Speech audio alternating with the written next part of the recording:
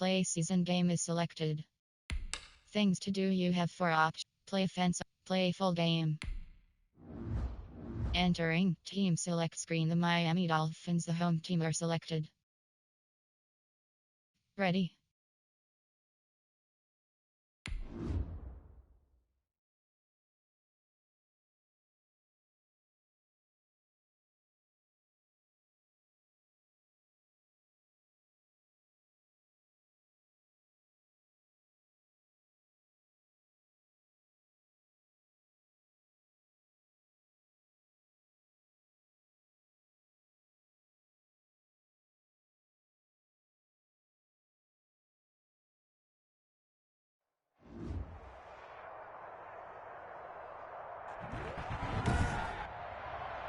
Today, from Hard Rock Stadium in Miami, Florida, it's Week 13 of the NFL on EA Sports.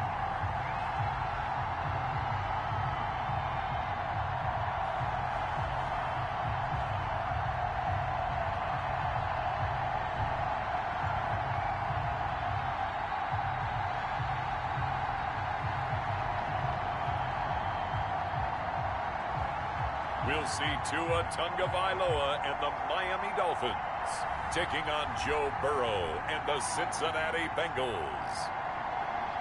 We are about 15 or so miles northwest of world-famous Miami Beach as we are set for football at Hard Rock Stadium in Miami. To their Dolphins emerging from the Hard Rock Stadium tunnels, and we're get set to match up with the Cincinnati Bengals.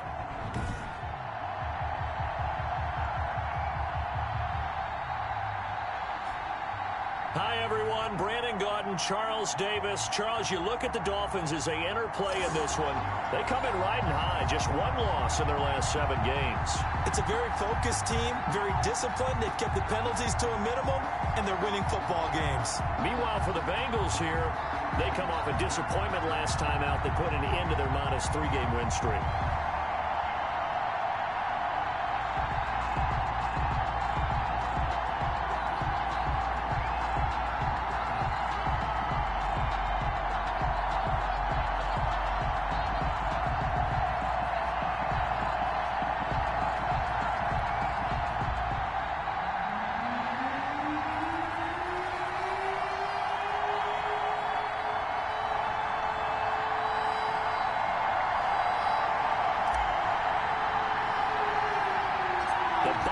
Are over. It's all about football all the time as we're underway here in Week 13. Here's Carter now on the return. Now a crease here as he's past the 30. The Bengals set and ready to go on offense, leading the charge out of LSU, Joe Burrow, the #1 overall pick back in April. Well, his ratio was good last week. Most quarterbacks are really excited about a 3-to-1 ratio, but it's flipped in the wrong direction. He threw 3 interceptions, not touchdown passes, and he only had the 1 TD pass in that game. So he's trying to turn that around and find a way for his team to win.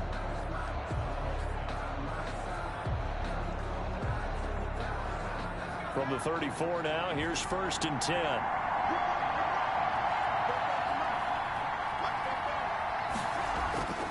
Burrow will throw. And his first look is incomplete. The tight end, C.J. Uzomah, the intended receiver. And it's 2nd down. So a look here at the key inactives, and we got this list before the game down on the field. They tell us the same thing every time, don't they? Next man up. No excuses. Be ready to play. That's the mantra of every organization. The key is having guys on the roster who are capable of filling in and playing at a high level. That's when you know you've drafted well, scouted free agents well, and stocked your team just the way you're supposed to. A first carry here for Joe Mixon. They get 6. That'll leave them with 3rd and 4. A quick burst there, and he nicely bit off a pretty decent gain. 6 yards. And it's 3rd down.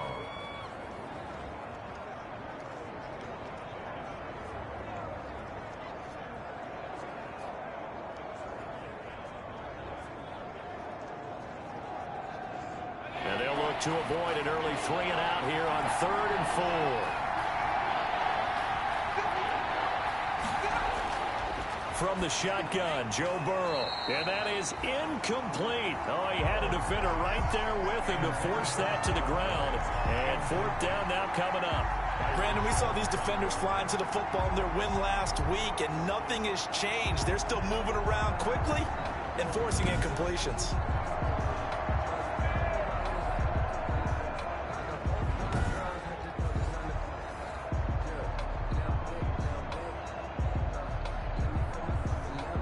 The Bengals bring out their punter now. Jakeem Grant back deep for Miami. He punted 4 times in the loss last week as he gets this one away here.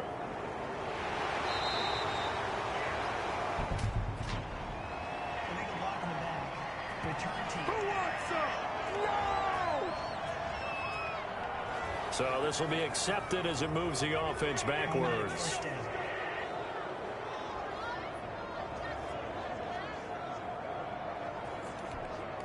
So the special teams penalty cost some yardage there as they come out on 1st and 10.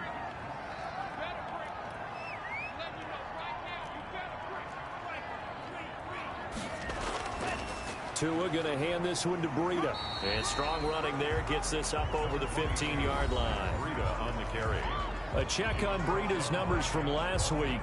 Just downright unbelievable. I mean, when you amass that many yards, I don't know what else to say. At the 16. Personally, I thought it was a game for the ages for him. Ripped off some long runs in that contest, didn't he? He did indeed. Some very long runs, and that total scary. After the pickup of 5, here's 2nd and 5.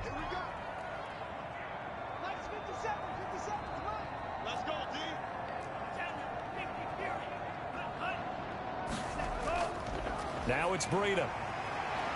And he's dropped just before the line to gain. 4-yard pickup leaves him with 3rd and 1. Defensively here, you're facing a top 5 team in terms of points scored in the NFL. So when they're that high powered, you've got to find a way to hold them under 20. Because to me, that's the magic number. 20 points scored gives yourself you give yourself your best chance to win. So if they're up around 24, 28, 30, they could be in some trouble. And I think so, because then you turn it into a shootout, and that means your offense has to keep pace.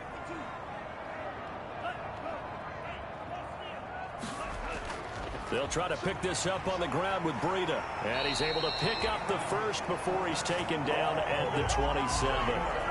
Give him 7 yards on the play as they do pick up the 3rd down conversion. How about that run? Picks up a 1st down. Note the enthusiasm in my voice. Remember, last week, AFC Offensive Player of the Week. I think he's trying to get another one in the fold. And you talked, watching film, a lot about his form and just hitting the hole, running north and south, as we like to say. And I think he's been doing that a lot recently. Squaring those shoulders and getting downhill.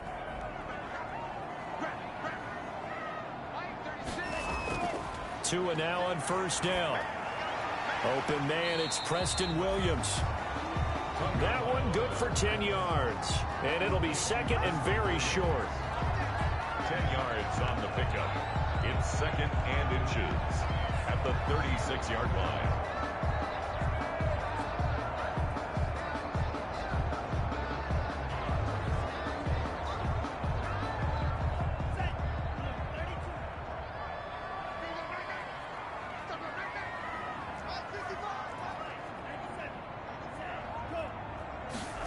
They run the option on 2nd down. The Bengal pressure gets him that time. Down he goes. Kareem Martin. The blitz works to perfection as he gets in there to dump him for a loss of 8. Like the footwork back there, and I thought he did a pretty good job of evading that first wave of players. Tried to buy a little extra time out of the pocket, but in the end, oh, that was a tough one. Yeah, winds up getting buried for the loss.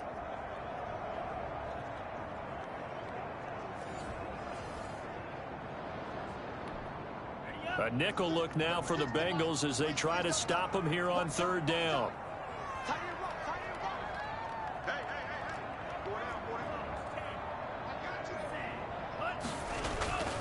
From the gun, it's Tua. This taken in by Jakeem Grant. And a good job on the tackle there as they get him down shy of the 1st on the 35-yard strike. Well, we hear so often how tackling has become almost a lost art in the NFL game. But it's so important to tackle well on these receivers, especially in a play like this one. 3rd down, they gave him the underneath stuff. You got to go and make the tackle right away.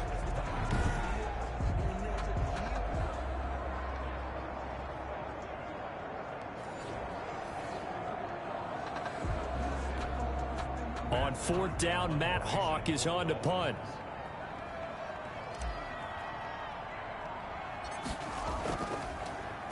They only punted twice in the win last week as he gets this one away. So that'll be marked down as a 19-yard punt. And the Bengals will take over here 1st and 10. Cincinnati coming back onto the field here for their second drive. The crowd may be losing just a little bit of the edge after back-to-back punts. They want some big plays. They want to see some offense. They want to see somebody break away, whether it's through the air or on the ground. Now it'll be interesting to see where the patience is on both sides. Each head coach, can you hang in there and not try and force something that could put your team in some jeopardy? Burrow and the Bengals with a 1st and 10 at the 41-yard line.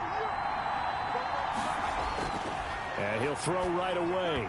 Throwing over the middle, and it's incomplete. He was looking for his favorite target, A.J. Green, that time. And that'll bring up 2nd down. And this passing game, this whole offense really didn't show up in the loss last week, and it hasn't started all that great here either. Yeah, and they can't let that incompletion become an uh-oh moment. Like, oh boy, here we go again, just like last week. Each game is its own entity, treated as such. Again, it's Burrow on 2nd and 10. And on the left sideline, he caught it, but out of bounds, according to the head linesman. Incomplete, so the ball a little late getting there, and it's 3rd down. And he's missed now in his first 4 passing attempts. The rhythm is just not there to begin this ball game. The threat of a second straight punt to start the game is looming as they come up 3rd and 10. From the shotgun, it's Burrow. And the catch made, it's Tyler Boyd. And he is going to have a Bengals 1st down as they're able to get the 3rd down conversion. Burrow to Boyd there for the Cincy 1st. So finally completes his first pass. Credit the defense, though. They've been showing him some different looks, keeping him off balance. Yeah, I like the observation that you had there, because when you give him different looks and give any quarterback different looks, it takes just a little bit longer to process sometimes, and you don't throw the ball with the same confidence. You're not sure that that's where you should go with the football, and that's worked for the defense early in this game, and now he's got his first completion. Let's see if his confidence comes back, and he starts to get into a nice little groove.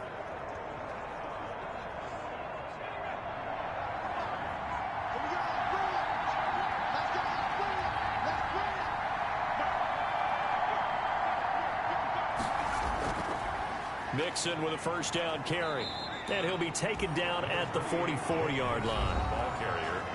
The numbers for Mixon last week, 15 carries, 61 yards. And well liked by his teammates. In fact, I got on good authority, even though I'm not an investigative reporter, that in their team meeting this week, the offensive line stood up and said, Coach, we've got to have better yardage for this guy. He's number 9 in the league. He's got to be in the top 3 before the season's over. Let's run the ball.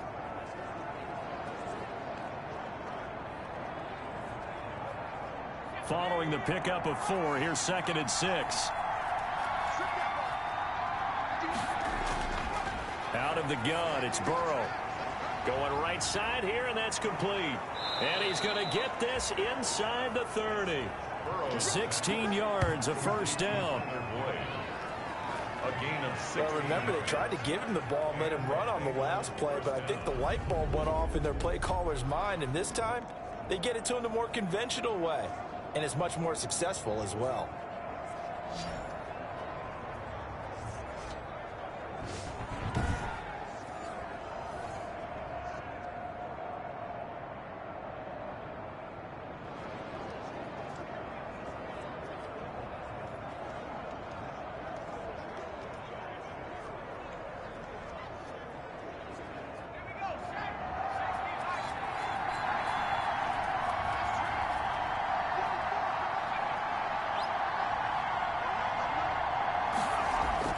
Throwing now, Burrow on 1st down. Green's got it over the middle. 3 yards the gain there, 2nd down. A 3-yard pickup brings up 2nd and 7 at the 25-yard line.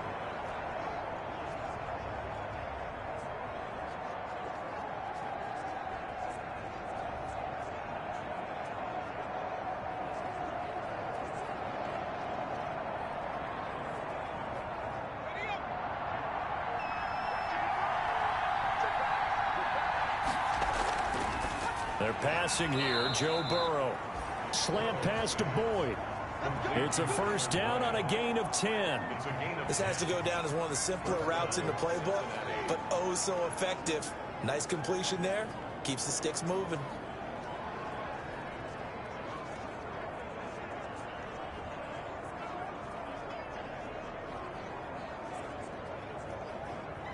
Line of scrimmage, the 15. It's first and 10.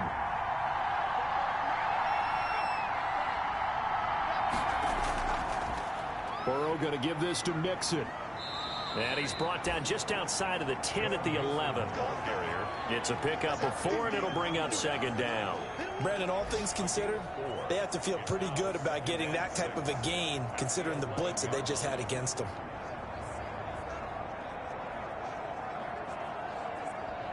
The run got 4. Now they deal with a 2nd and 6.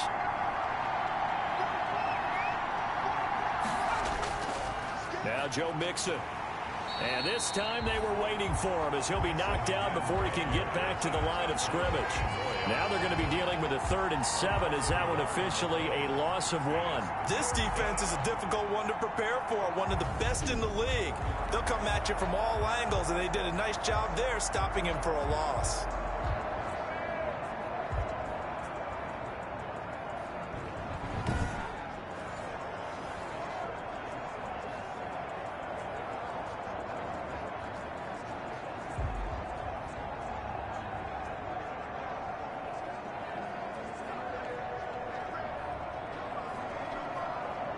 An 8-play drive to this point. So here's play number 9 on 3rd and 7.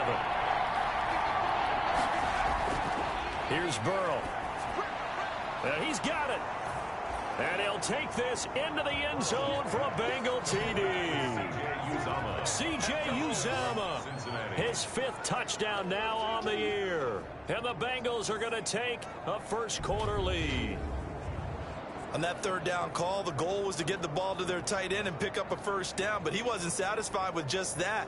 They got the first down. That was the gravy. He decided to take in the whole meal and rumbled in for a touchdown.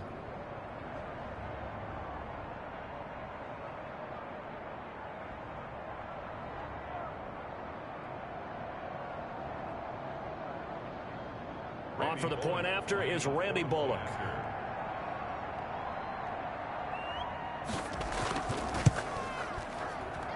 And he's got it to make it 7-0 Bengals. So that one a pretty time-consuming 10-play drive. And it's finished off with a Cincinnati touchdown.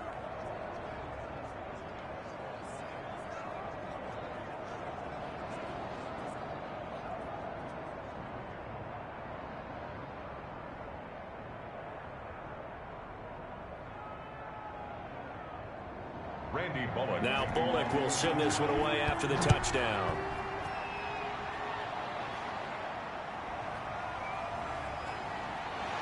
And not much happening on the return as he'll get this to about the 23. The Dolphins take over 1st and 10 at their own. Matt Breed in the offense heading back out. Last week, a strong showing, up over 100, also 2 trips to the end zone. It's the kind of week that if you said, listen, I'll let you have this type of a game each and every week, you'd sign up for it. You wouldn't try and get too greedy. But let's face it, good runners always want to be a little bit more greedy at the end, try and squeeze out every last yard. He's going to try and duplicate that and exceed it in this game.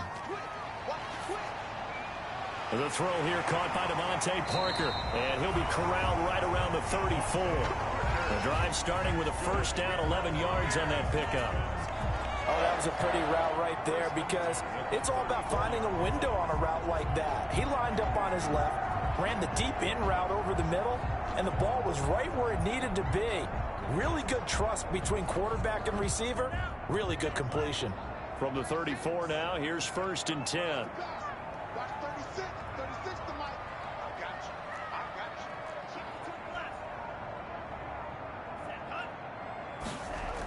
Running out of the gun here, Breida. And he'll get this one up to about the 39 here. It's a 6-yard gain on the ground, and that'll make it 2nd and 4. And after his performance last week, everybody saw it. Unbelievable. You can expect a heavy dose of him again, I think. Without a doubt. I mean, why wouldn't you? Because Once you establish yourself that way, it's not just him, okay? It's his offensive line, it's the tight end, it's your wide receivers, everyone now sharing in the load and sharing in the belief that they do their job, they'll see another performance just like they saw the week before. The last run got 6, now 2nd and 4.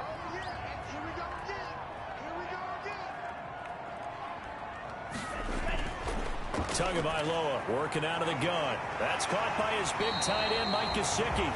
And he's got another first down as the tackle's going to be made at the Bengals' 44-yard line. 17 yards on the pickup there. The drive will continue. It's a first down.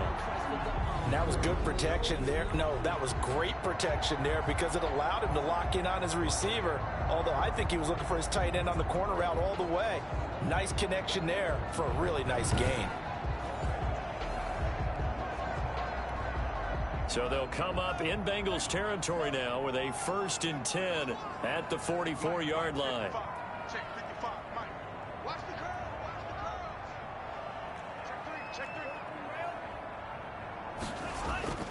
On first down, here's Breida. And some good tackling there as he stopped up at about the 41. Von Bell up to make the tackle. Not a whole lot there. The defense was ready, it looked, for that run-pass option. You get the sense that next time he has that opportunity, he may keep it himself and get to the perimeter. Probably owes his back a little bit of an apology on that one, huh?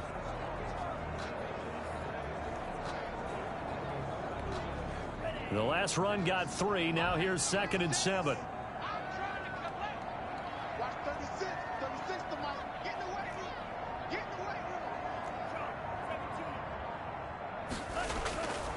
Here's Tua. That'll be complete to Breida. No gain on the play, and it'll bring up a 3rd down. Usually the offense has an answer to anything a defense throws at them, including a safety valve. And that's what they did on that play. They went there, but the defense still made an excellent play and held them to no gain.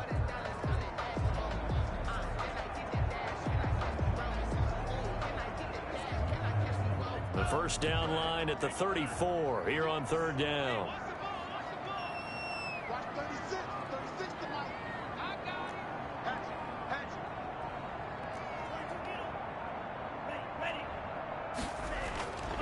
Throwing now is Tagovailoa, and that is incomplete.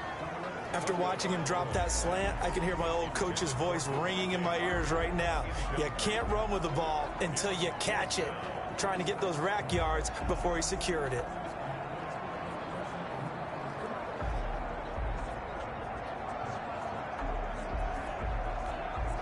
Here's Matt Hawk now as he'll kick it away for the 2nd time.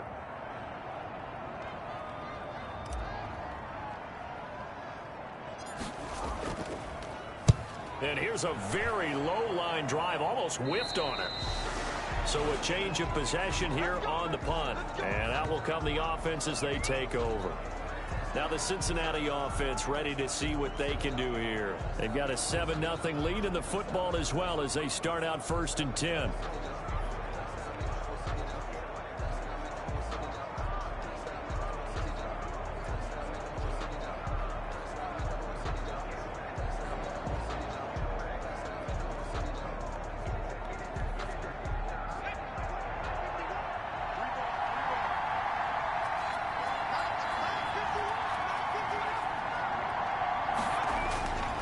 Here's Joe Mixon as they start on the ground. And he works it across the 25 before being tackled. It'll be a gain of 10 to start the drive out by a few inches. That'll be a 1st down. And a good pickup there by Mixon, and that shows the talent that he has. Back-to-back 1,000-yard seasons, 4th in the NFL in 2018, 9th last year. But I look for those numbers to jump back up again with the introduction of new talent in Cincinnati.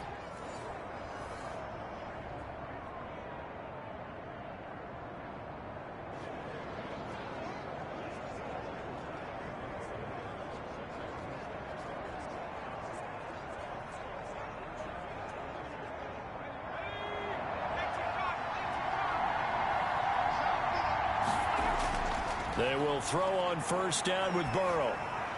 And incomplete as he was knocked as he threw it. And it took the ball off course. I think he had to unload that one before he wanted to. He was right up in his grill. I think he was a dentist there without a license, don't you? Just not enough time for the play to develop. Just lucky it wasn't a fumble, really. 2nd and 10 now from the 27.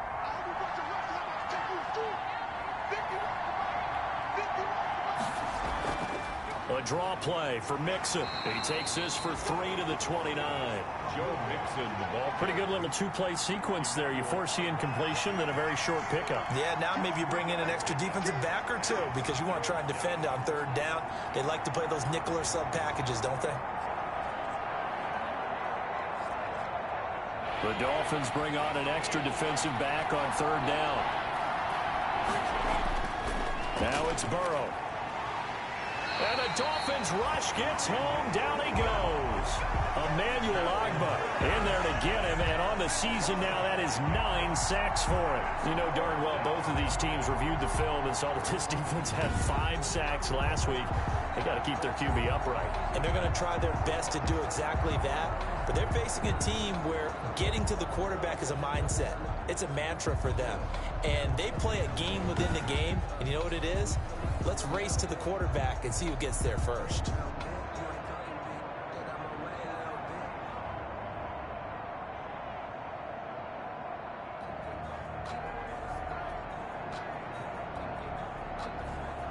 The Bengals bring out their punter now. Back deep, Jakeem Grant. 44 on his first punt, and this is a good kick as well. Fielded just inside the 30. A nice punt, but a good run back as well of 13 yards. And it'll be Dolphin football. Out comes the Miami offensive unit now. They get set to take over. And it's only November, but the playoffs, we know how it works. They'll be here before you know it. If it ended today, they would be the #1 seed. And that's a great spot to be in. But I love the phrase, if it ended today. And I'll guarantee you, that's what they've discussed in their locker room, in their meeting rooms. Yeah, we know where we'd be if it ended today, but we also know it's not ending today. Right. So they've got to continue to play the type of ball that put them in the spot where they're #1 in their conference. So that'll back them up 5.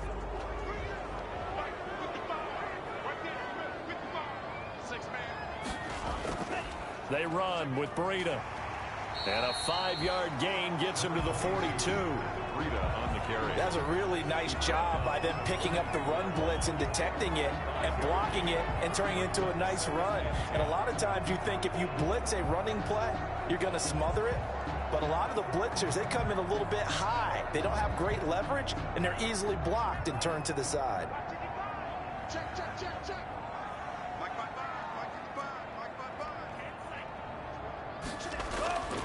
On 2nd down, Tua. And the pressure gets there, and Tua is going to be taken down. Geno Atkins in there to get him, and that is sack number 6 now for him on the year. Now Charles dealing with a 3rd and long. They'll have to try to go back to the air again, and this time avoid the sack. Certainly hard to try to establish momentum when all you're doing is going backwards, not protecting the passer, and he gets dumped on his backside.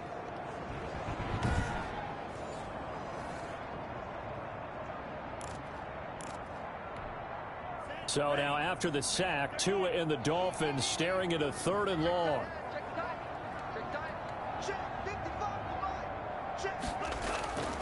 Tua sets up to pass it. And the throw there going to be incomplete. Tagovailoa's pass intended for Adam Shaheen. This offense has definitely been slow getting out of the gate. It's almost like they missed their wake-up call for this one. No points on their first 2 possessions, and now it's looking like none on this one either.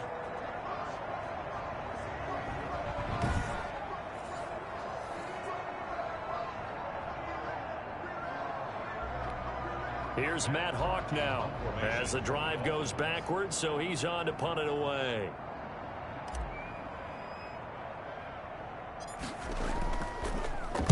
And he's getting a workout here in this first quarter as he gets it away. Possession goes over here on the punt. And possession will switch hands, 1st and 10.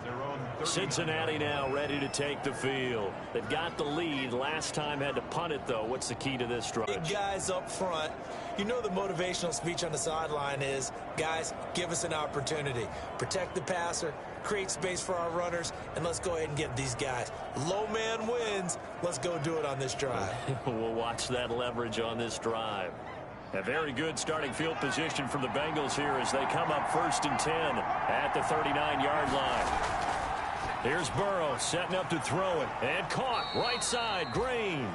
And he'll get up near the 45. They'll spot it at the 44. I think defensively you're okay with that. Here in the first quarter, he's going to get some catches, but they rallied to him quickly. And that's what you count on, and I like what you just said. First quarter, can you do it all game long? They catch it, you tackle them, they go down on the spot. Because when you're able to do that and you don't give up big chunks of yardage after the catch, now you put the offense in a position where every series they have to work hard to pick up first downs, and you tend to stall them out when you do that. On the delay, it's Mixon, and he'll get it out to midfield. Looks like, yeah, they'll spot it right at midfield at the 50. 6 yards the pickup, and that's a first down. Well, they came into this game saying it was important that they set the tone and show that they can run the football. And I believe that they've done that here in the first quarter.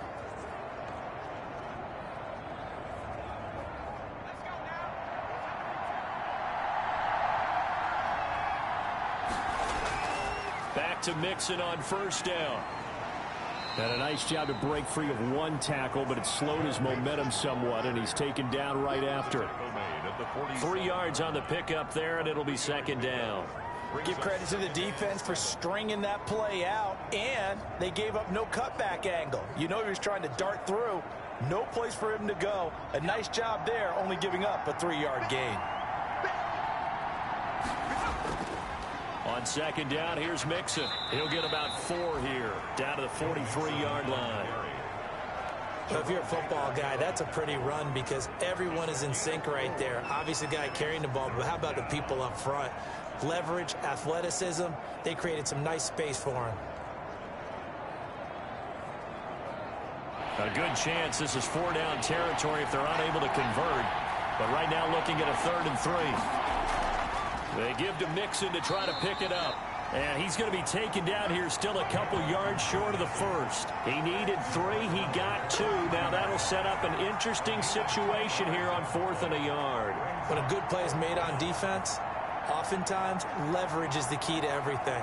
Defensive line not getting turned, all the other guys making sure they're in the right spot. And on that play, they were able to stop him short of a first down.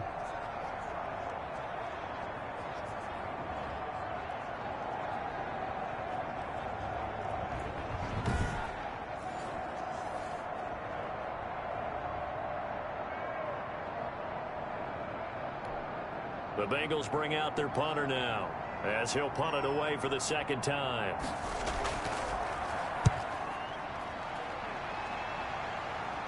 And this will be out of bounds. Now it's a question of where they'll mark it. And they'll say it crosses at the 11-yard line.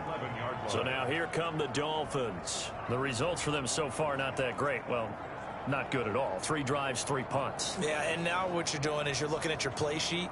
You're trying to figure out what you're going against defensively. I wonder, are they showing them something they haven't seen or anticipated in practice, and maybe that's throwing them off?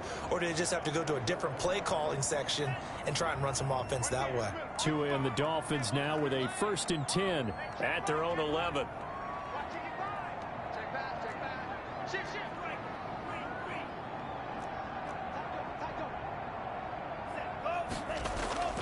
They'll start on the ground with Breida. And some room for him there as he'll take this up to about the 15.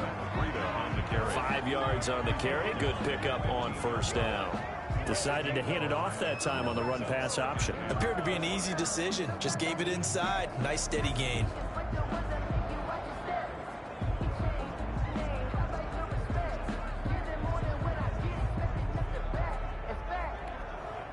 The first down run got 5. Here's 2nd and 5. Watch 36. 36 to Mike. On play action, here's Tua. That's complete to his tight end, Mike Gesicki. And they'll get him down here at the 23. 50 catches for him now on the year, and he's got a first down. That was a route run not just with dexterity, but with intelligence. Found the hole in the zone, made sure the quarterback saw him, and was able to make the sure catch and flip the down marker back to 1.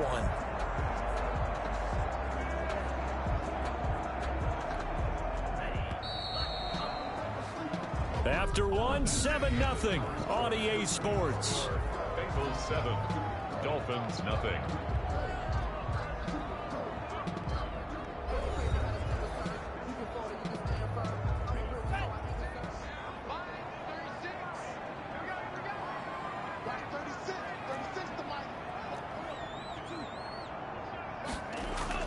They fake the handoff. Now Tua. He's going to let one go deep for Parker. And that will be incomplete. Would have been a big hitter if they had connected. Instead, it's second down. Well, sometimes those cliches really come true, don't they? When they talk about it takes all 11 to play good defense. We've seen that in this ball game. I think the secondary has to be singled out, though. They are in the presence of every receiver whenever the ball's thrown. And this one, they help force another incompletion.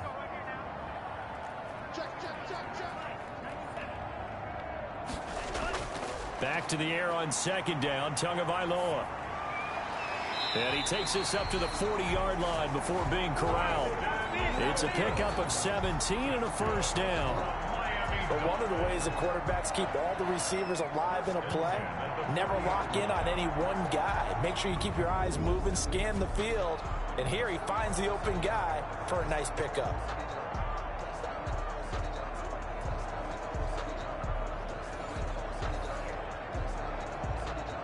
This offense finding its legs now. Here's another 1st and 10.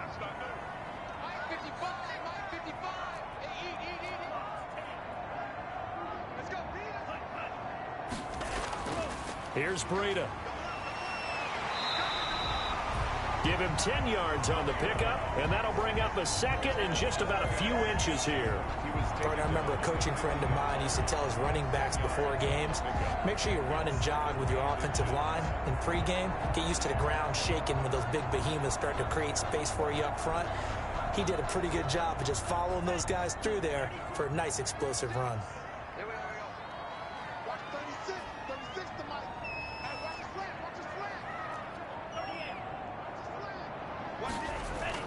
From midfield, here's Tua. Uses the stiff arm. And throw right side complete to Parker. And he'll take it down shy of the 45 at the 46. A gain of 5, good enough for the first down. One thing you're hoping for when you run drag routes, you're able to hit a receiver in stride, and he can pick up a lot of yardage after the catch. But in this situation, the defense was effective, able to stop him before he could get a good head of steam going. Update now from a game going on in Pittsburgh. Now, you saw the score at the bottom of your screen a moment ago. We got a good one going on there. Dwayne Haskins with 2 first-half touchdown passes. Tua now on first down. And seeing no options, he just tosses this one away incomplete. Now that'll bring up second down. They've given up a few first downs on this drive, but getting the incompletion there, that should give them something to build on and maybe turn the tide.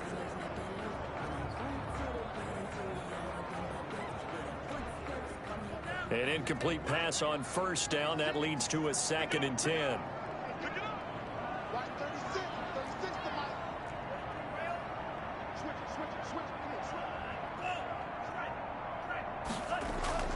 Out of the shotgun, Breida. And he is met in his tracks behind the line of scrimmage. It'll go as a loss of a yard, so now they deal with 3rd and 11. Well, that's not an easy play for a defensive end because most of his responsibility has him getting upfield and working, but how about his vision to see where the play was going, crashed down inside, and tackled him for a loss.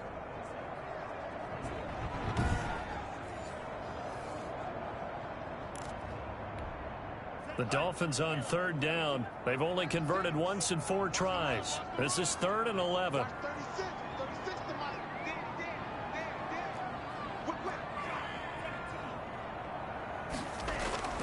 From the gun, it's Tua. And he's got his man in stride, complete. And he is going to have the Dolphins first down as they're able to get the 3rd down conversion. Tua finding Gesicki there for a Dolphin first. That's a play that will likely be forgotten when you talk about big moments in this game.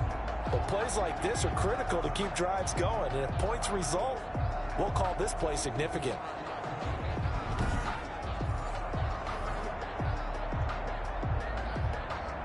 From the 34 now, here's 1st and 10.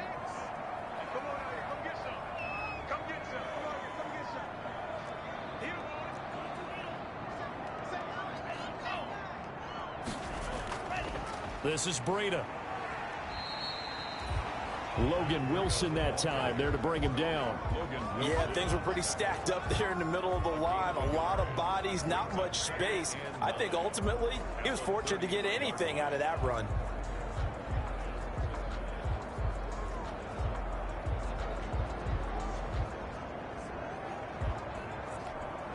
Here's 2nd and 9, just a yard on that last run.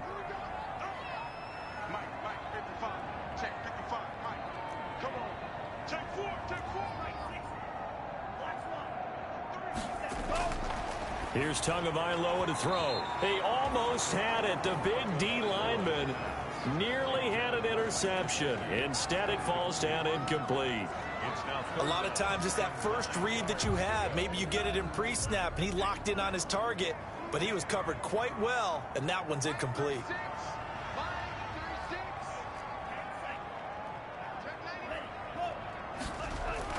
Throwing is Tagovailoa on 3rd down here. He's got his man. It's Williams. And he is going to have the Dolphins 1st down as they're able to get the 3rd down conversion. To finding Williams for a Dolphin 1st down. 1st and 10. Well, that certainly has to feel good. It's not all the time that the play caller should get all the credit. Sometimes I think in the huddle, the quarterback just says, hey, who's going to make a play for me? I just need something right here.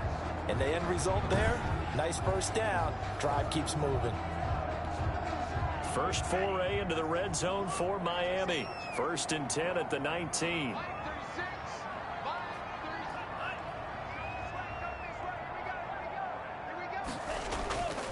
On the handoff, this is Breida. He'll get forward for 3 down to the 16-yard line.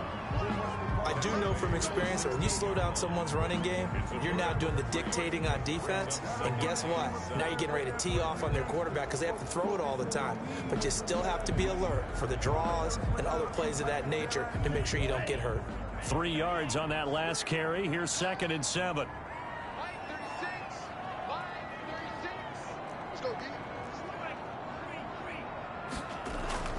Now a play fake. Here's Tagovailoa. On the right side, open is Gesicki. And he is out of bounds, getting it down to the 10. A gain of 3 last play. This time they double it and pick up 6. So much goes into a successful play, doesn't it? How about that play action there? Freezing the defense just enough to bring the tight end free downfield for the completion. The Dolphins on 3rd down. They've hit it 50%, 3 of 6 to this point. They're up against a 3rd and 1 situation. Now whistles and a flag, and I believe a Dolphin got going a little early. And maybe they were coming with a blitz that time, and it caused a jump. I think if we saw it, you know that they saw it. Might have been a little discussion down there. Bad guys coming, pick them up, pick them up. And someone jumped.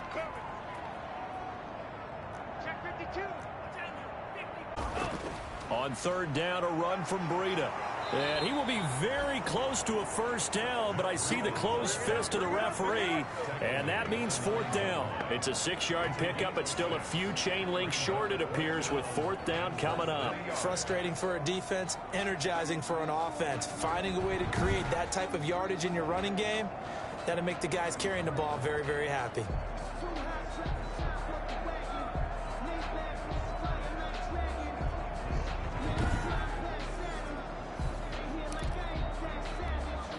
Brian Flores learned under the master. He's going to go on 4th down.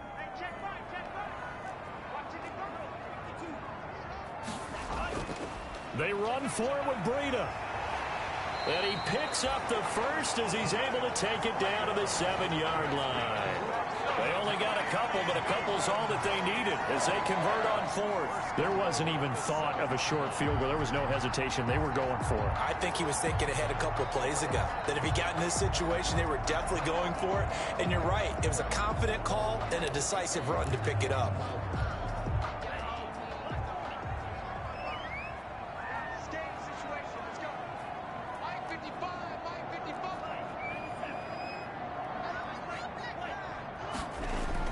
They'll try and run for it on 1st and goal. And the Dolphins are going to be set up with a 1st and goal. He couldn't quite reach the chalk, but they'll have it at the 1-yard line.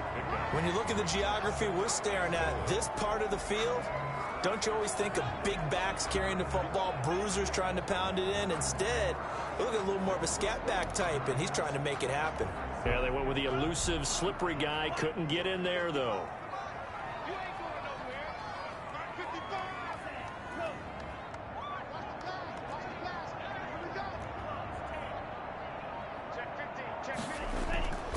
Now they'll throw with Tagovailoa. Looking end zone, but it's incomplete. Devontae Parker was the intended receiver. But now it's 3rd and goal. I tell you, Brandon, this defense is playing with some confidence. Haven't allowed a point yet. Flying to the football. I'm telling you, it's almost 11 to the ball on every snap.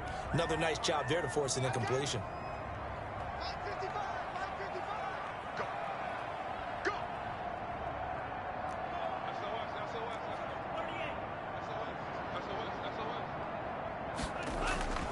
Trying to punch it in with Howard. And Howard stopped short. He didn't get there. Only a yard there, so it brings up 4th and goal. This is a long drive offensively. Wouldn't you hate to end this with just 3 points? Doesn't it feel like during a ball game you have certain narratives going on and there's certain drives that seem to take on just a bit more importance than others? This feels like one of those, doesn't it? To me, 3 points here, a major letdown. This is the time to go and put 6 on the board.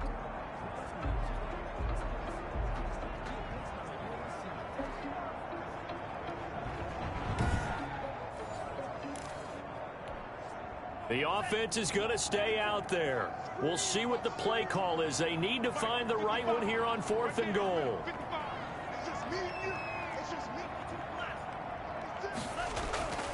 Tua, a give. This is Howard. And this time he is in. Yes. Jordan Howard, his 11th touchdown of the year. And the Dolphins are an extra point away from tying up this football game. Well, there was no secret there. They were in goal line formation. They wanted to pound it in on 4th and goal, and they did just that. And how about the challenge? That's a challenge to the offensive line, which they eagerly accept. I haven't met a lineman yet that doesn't want to run the ball more than throw it because they get to fire out and really smack someone. And, boy, they got it done. I'm sure they were encouraging them on the sideline. Let's go. And let's run the ball as well. And they put it in for 6. Jason Sanders now for the extra point.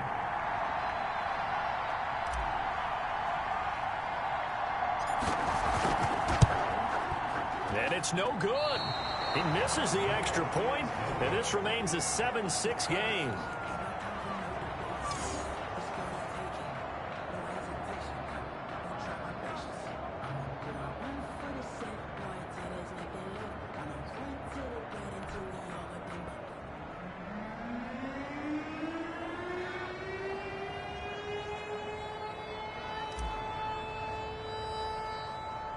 So with the missed PAT in his rearview mirror, he goes back out to kick this one off. To return it, Darius Phillips. A lane opens here. He's past the 30. Now that should give him a spark. He's across the 40 to the 43. Now that's the kind of return you're looking for. To get to that spot on the field, that allows you to do a lot of things on offense. Joe Mixon and the rest of his offense making their way back onto the field. He's over 40 yards here in the second quarter. Been nice and effective for them, hasn't he? He has definitely been dependable, and really shouldn't underestimate what he's getting done here, because anytime you're on a pace that's going to approach 100 yards, you've really done some damage in an NFL game. And now he's looking just to add to his totals. Burrow going to lead up the Bengals here, 1st and 10 at their own 44. He'll hand it off here. This is Mixon. And they'll get this well past midfield before being stopped just before the 35. Great way to start the drive. 20 big ones and a first down. I'm not sure how much more evidence they need, partner, than to understand that if they don't start to slow him down, it's going to be a long afternoon here at the stadium, because he is just shredding them at this point. And let's face it, coming into the game, they knew he would be the focal point of their attack. This is going to take an 11-man unit on the defensive side to start making plays.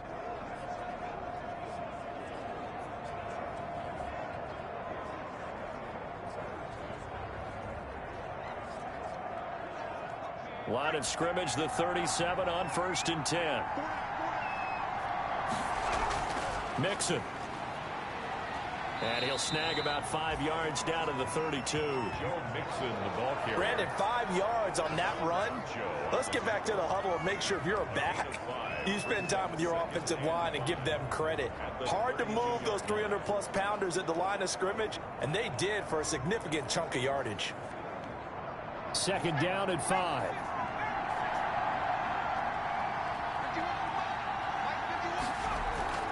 This is Mixon on the draw. And that didn't fool anybody. He's going to be dropped in the backfield. A loss on that play, and now 3rd down gets tougher. 3rd and 6. Defensively, he has been a presence in their backfield in the first half. Had a sack earlier, and now he comes up with a big tackle for a loss.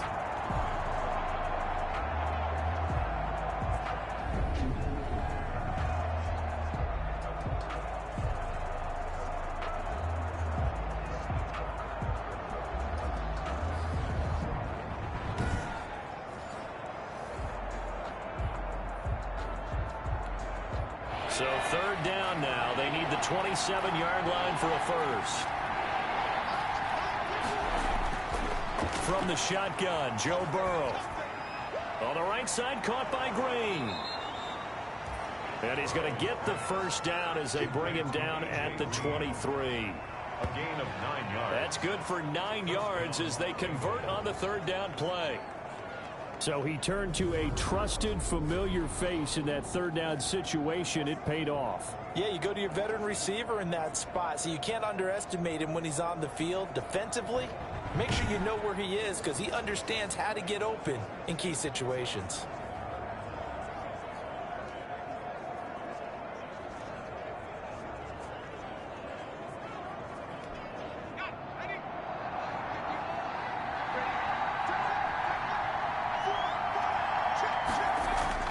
Throwing now, Burrow on 1st down. And that is incomplete. He couldn't hold on through the contact. Brings up 2nd down.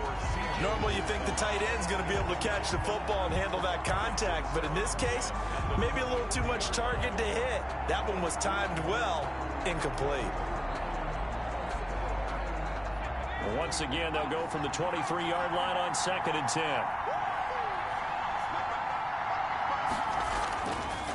From the shotgun, it's Burrow. That is caught right at the 10-yard line. And they'll get this down to the 10. He's exceeded his receiving yards from a week ago, and we're still in the first half. It's a first down. Well, they obviously read man coverage their partner, and he got downfield, broke down the defender, made him What do you mean by that, Burrow? Yeah, he made him think he was going to run a different route. Probably thought he was going to take it upfield. Then he curls back inside for the completion. Now Burrow on 1st down. And he's going to be taken down, sacked back around the 18-yard line. Kyle Van Noy in there to get him, and on the season now, that is 9 sacks for him. 2 sacks last week, another one right here. He's been unblockable lately, and I think that goes all the way back to not just his offseason, but the film study he's been doing during the week, because I think he's found matchups that he likes, and he's capitalizing. And a few times he's even defeated double teams. He doesn't care at this point.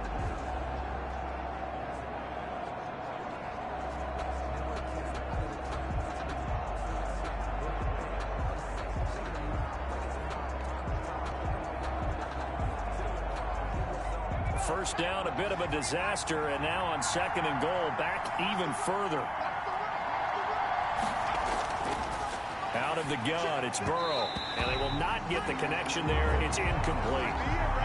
The coverage was good, but I just wonder if they absolutely fooled the quarterback on that play. I think he was expecting something else, ended up with nowhere to throw the football successfully.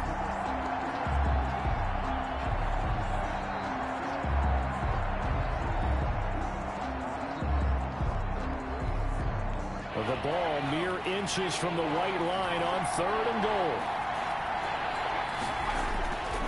Burrow looking to pass. Throwing the out route incomplete. It's Boyd. And he's got this inside the 10 to the 9 before he's out of bounds. And they are able to get 9 yards out of that, but now it's 4th down.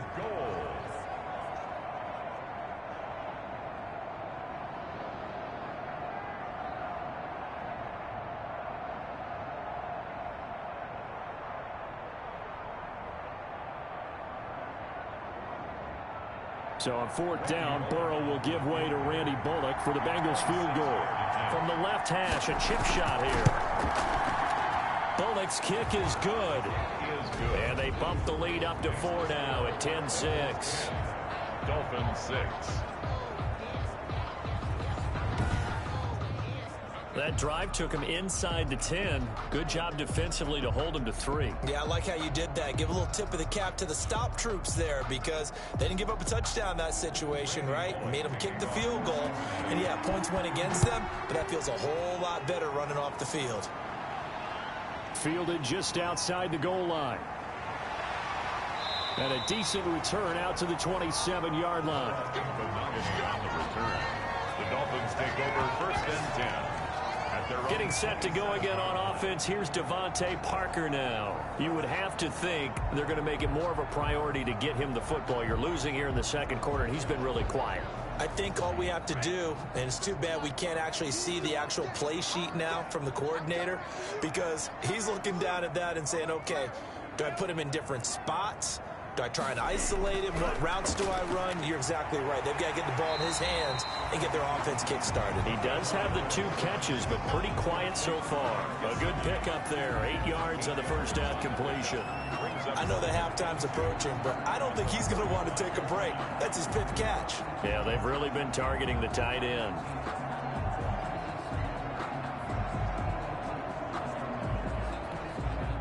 Facing a 2nd and 2 after that last catch, good for 8 yards.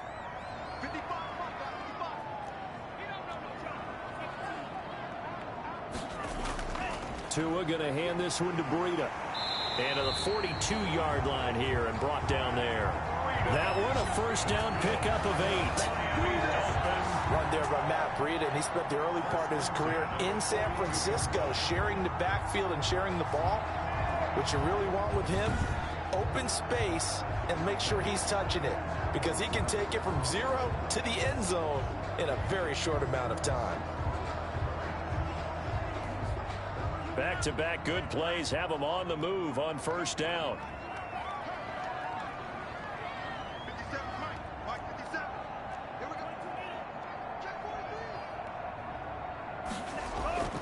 Going to the air, Tagovailoa able to find Shaheen here. And he'll be taken down at the 46-yard line. 3 yards the gain there, second down. Not a big window to throw. Coverage wasn't too bad there. Yeah, they had him under wraps pretty well, but somehow able to muscle his way open and catch the ball.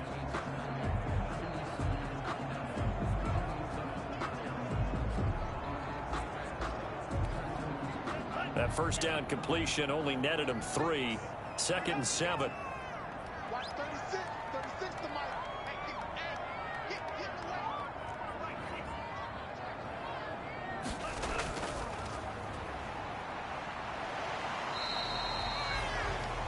Tagovailoa's pass. The goal of a wide receiver screen is get enough blockers in front to create a wall and let him pick his spot to run the football.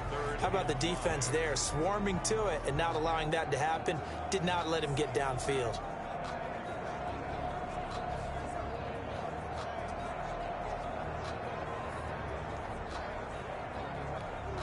The Dolphins on third down. They've converted 3 times in 8 chances. This will be 3rd and 5. 36 to Mike. Under 10. Tagovailoa working out of the gun. Got a man. It's complete. Williams.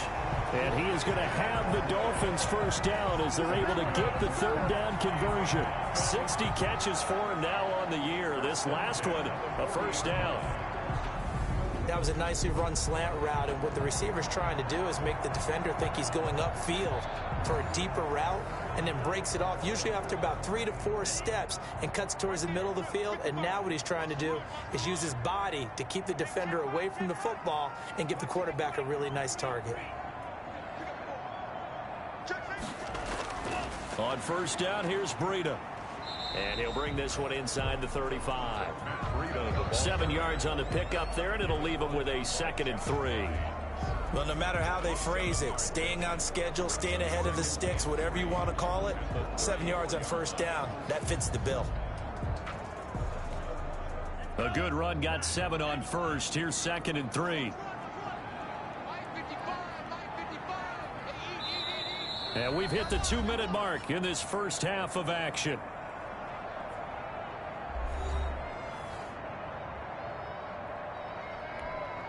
A reminder, coming up at halftime, we'll send you up to Orlando. Jonathan Coachman is there, and he'll have stats and scores from a busy Sunday in the NFL. Now it's Breida. And not able to break away this time as they're going to stop him right around the line of scrimmage. It'll be a loss of a couple on the play, so now 3rd down coming up. The defense was ready for the run-pass option, diagnosed it perfectly. Not only did they stack him up at the point of attack, but he was met by a host of light-colored jerseys.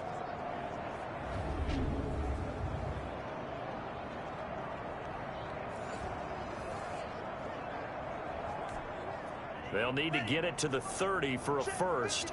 This is 3rd down.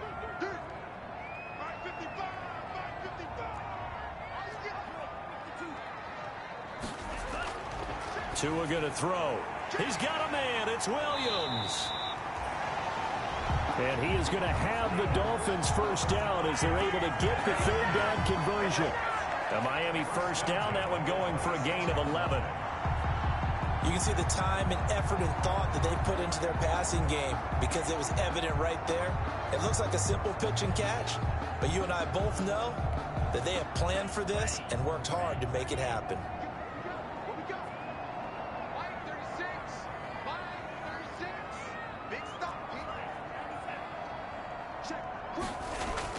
Here's Tagovailoa on 1st and 10. It's caught on the right side. Williams.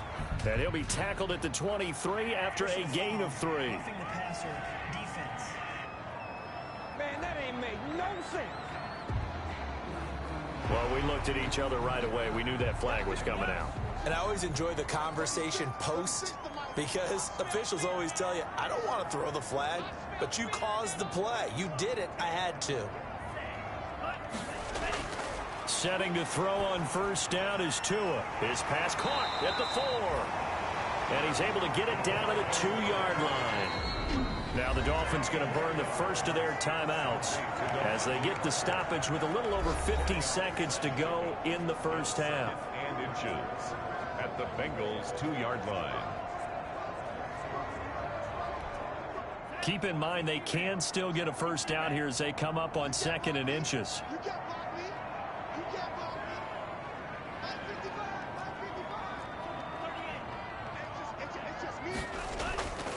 They run with Breida, and he will take it in for a Dolphins touchdown. Matt Breida with touchdown number 12 on the year. And the Dolphins have taken the lead. CD for them. This has just been an offensive explosion here in the 2nd quarter. Yeah, held scoreless in the 1st quarter. Now they find the end zone again here in the 2nd. Sometimes you just have to have some patience. A lot of people think it's always an adjustment. You have to change what you're doing. Sometimes you just have to do your game plan just a little bit better. And I think that's part of what we're seeing here. So now the Dolphin offense will stay out there as they'll go for 2.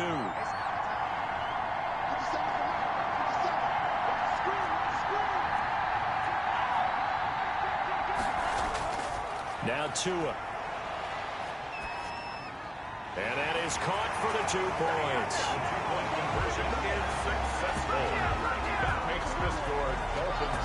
So they go with a pass there on the 2-point try and able to convert it, Charles. And a good job by the offense figuring out their 2-point play and using it well. It's interesting how people are using the strategy nowadays, though, isn't it? It really is, and I don't know how much that particular play factored in, but with the PAT moving back in 15-16, that kind of changed things, didn't it? It's really a part of everyone's strategy now. When I talk with coaches and when we sit with them, they always talk about they actually have 2-point periods in practice now, something they never really did before.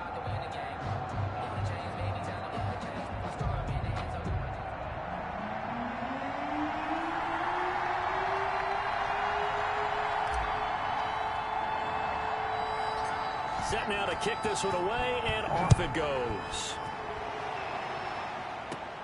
On the return, Phillips. Oh, a good-looking return set up here. And they're going to start this drive in pretty good shape, up past the 30. First and 10 at their own 31 yard. Here again comes Joe Burrow and the offense for the Bengals. Been a decent start for him here in this first half, but bottom line, his team's losing. They got to fix something. And it starts with him. He has to keep that little quarterback strut going right now to make sure that his team sees him as confident. Continue to try and up his game, but just let him know, hey, if I'm around, if I'm the one calling signals and throwing the football, just follow me, we'll get there. Sometimes that will do more to elevate a team than anything else. See if he has that confidence. Boyd's the target, and he has it over the middle. Now the Bengals going to use the first of their timeouts, as they'll stop it with just over 40 seconds to go in the first half.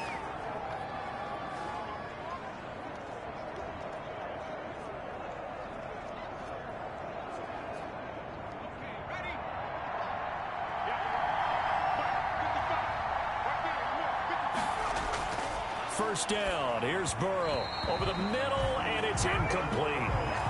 From the snap, he certainly looked like he knew where he wanted to go with the ball, but surprise, that guy was covered. So that took his attention elsewhere to no avail.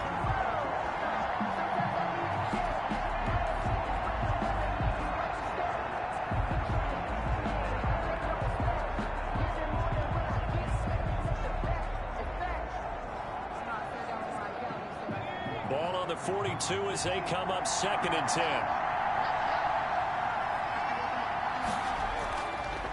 Now it's Burrow. He's going to have the hook up to Ross. The Bengals going to use the second of their timeouts as they'll stop it with a little over 30 seconds to go in the first half of play.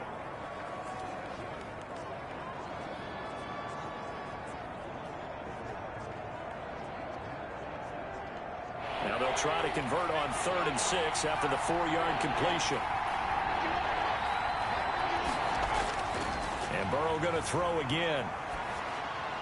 He'll find his running back, Joe Mixon. And he gets it just shy of midfield, but that's not enough. He's short of the marker. So much about offense is what you call hidden yardage. You know, you throw the ball to someone, they catch it, and then they can make a big play. You know, they create a play, run after catch. They did a really nice job there of limiting that and keeping him from a first down. Yeah, stopped him in his tracks.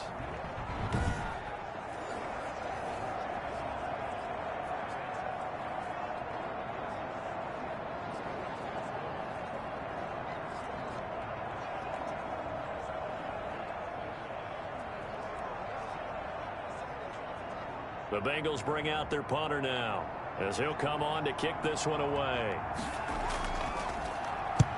He's been a busy man here in this first half as he gets it away. Returnable for Grant. So we've reached halftime here in a 4-point game as we send you up to Orlando to check in with Jonathan Coachman and our EA Sports Halftime Report. All right, Brandon, thank you very much. We're starting to get near the home stretch of this NFL season. It's Week 13, so let's get an update on what's going on. We'll start up at MetLife Stadium in New Jersey, and this a 5-point game as they've gone to the half. Zay Jones, a touchdown catch in that first half. From there, let's head over to Minneapolis to check on the Vikings at home at US Bank Stadium. And they've got the lead in that ball game over the visiting Jaguars. 2 touchdown passes for Kirk Cousins there. Finally, we're off to Atlanta to check on the Falcons at home at Mercedes-Benz Stadium. And that one all tied against the visiting Saints. Meanwhile, in our game, it's been a back-and-forth first half. Who can put it together in the second half? For the answer, we turn it back over to our broadcast team of Brandon Godden and Charles Davis. All right, Coach, thank you, and we welcome everyone back for quarter number 3.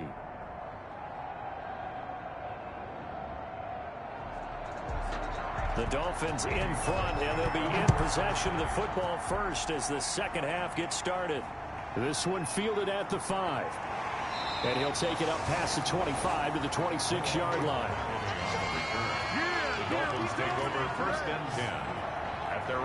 Out comes the Dolphins now. They'll go on offense first here in this third quarter. And for them, a touchdown their last go-around. Obviously, they'll be hoping to do that again. And when you start plotting for this drive, when you start thinking to yourself, okay, what are we going to do? You don't go away from what you did before because that worked, but you have to be prepared for wrinkles and counters because you know they'll make some adjustments. Breida to get the third quarter started. And he powers his way up past the 30. Sean Williams with the tackle. He led the Bengals in that category last year. That's a really nice, tough run inside, and they gained 5 yards on it. And to be frank about it, most offenses don't expect to get 5 yards on a play call like that. So when they do, they go back to their huddle with a little pep in their steps. They're starting to think that they're starting to dominate the line of scrimmage.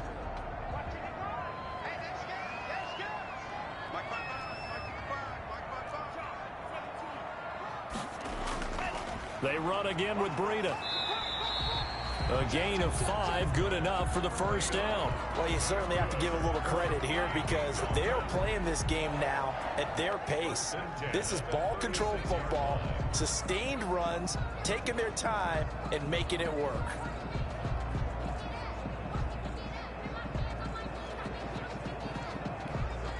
So from the 36 now, 1st and 10.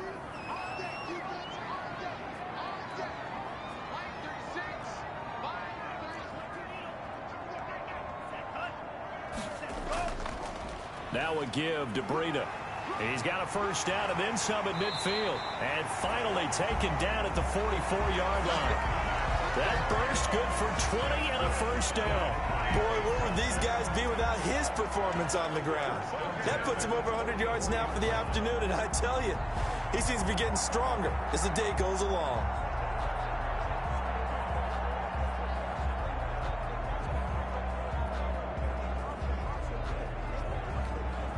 So they'll come up in Bengals territory now with a 1st and 10 at the 44-yard line. Touchdown, defense.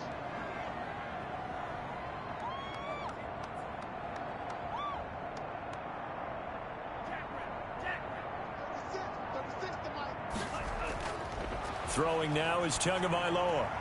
Brought in over the middle by Graham.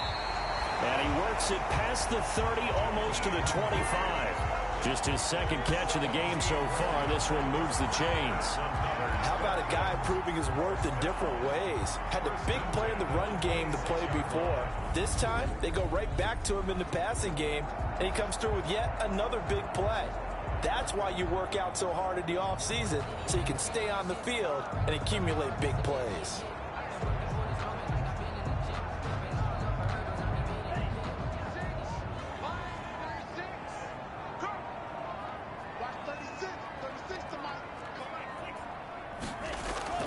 Running out of the gun here, Breida. And down inside the 15 he goes. Now after that last play, there's a Bengal down on the field. We'll get an update when we come back to Hard Rock Stadium.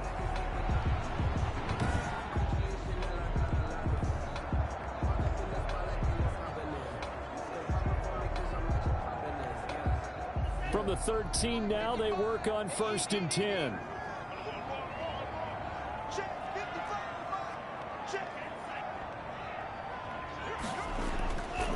They stay on the ground. Again, it's Breida. And they corral him just a couple yards shy of the end zone. They get 10 more there, and I believe that'll be enough for another first down. It will. Now, this is an example of breaking down a defense because on a lot of these runs, he's getting past the point of attack, and guess what he's doing? Forcing the secondary guys to have to make a lot of tackles.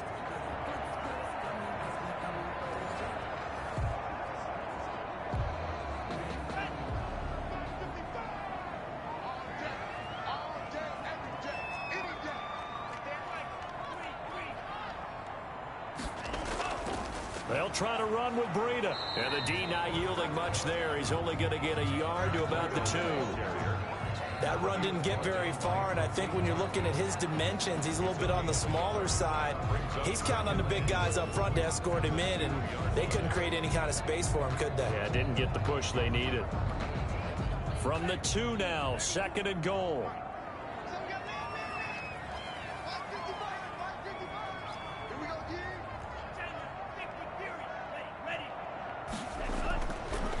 try to run this one in. And they will stop him after a fairly minimal pickup. Call it a gain of a yard as they get a little bit closer here. It's 3rd and goal. His path became similar to almost running a stretch play, didn't it? Trying to find a crease, anywhere to put his foot in the ground and cut back. It just never materialized.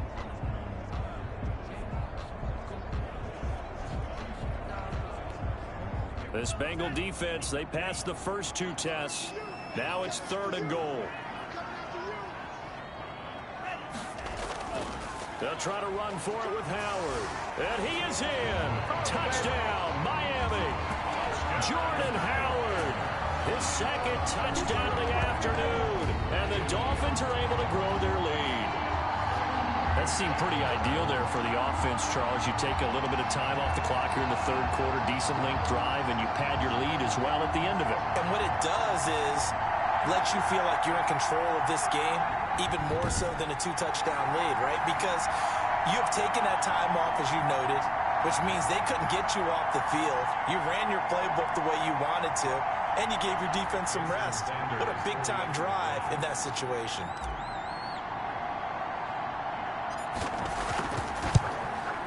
And it's no good. It has not been his day. That's the 2nd extra point he's missed so far.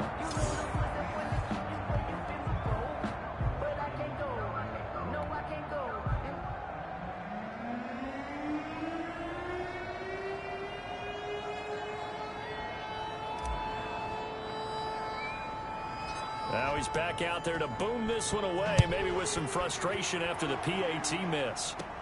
On the return, Phillips. Oh, a dangerous return man showing it here. And a good return, able to get out across the 35 to the 36. At their own 36-yard. So here are the Bengals now as they get their first possession of this 2nd half. They trail offense, first time to touch the ball in quarter 3, and we'll see what they can do.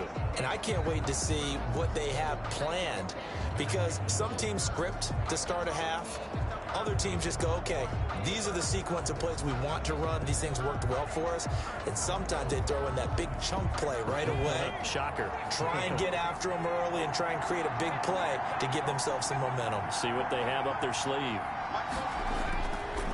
Here's Joe Mixon as they start on the ground. Looking for an opening, not much there. He'll get it to the 39.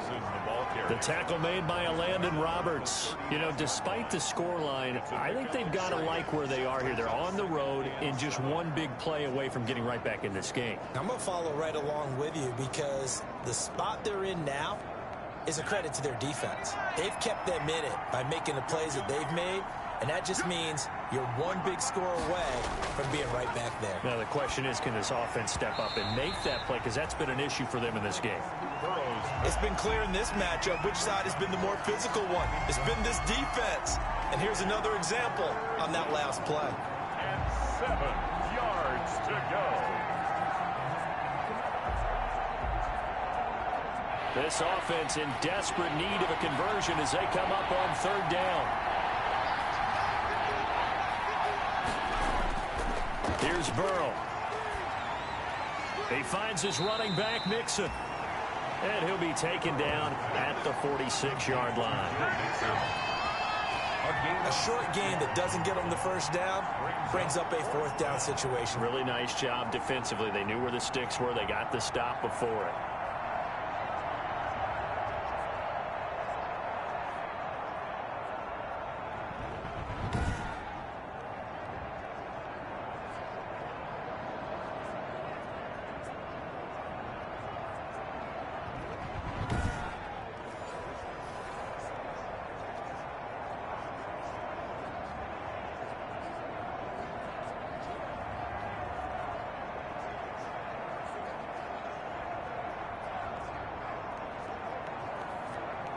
The Bengals bring out their punter now, as he'll punt it away for the 4th time today.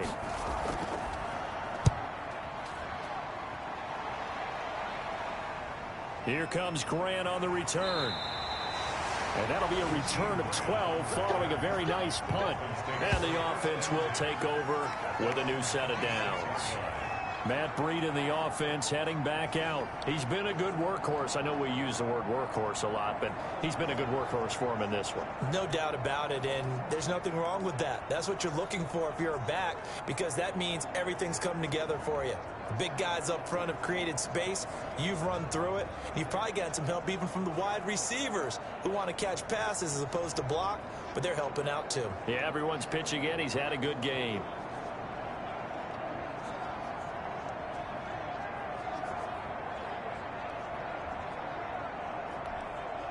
Tagovailoa and the Dolphins come up 1st and 10 at their own 26. They'll start on the ground with Breida. And he gets this one just shy of the 40, down at the 39. Solid way to start the drive. 13 yards, picking up the first. It's been a remarkable day at the office for him running the football. Those yards just continue to pile well past 100. And how about more than double-digit carries in the second half alone? That's what you want as a runner, because you've got to prove to your offensive line that you're going to be as tough as they are. They don't rotate in and out on every play. Running backs often do, so those who can stay out there with their offensive linemen, those are the guys they really value. So from the 39 now, they'll come up on a 1st and 10. Watch 36 to Mike.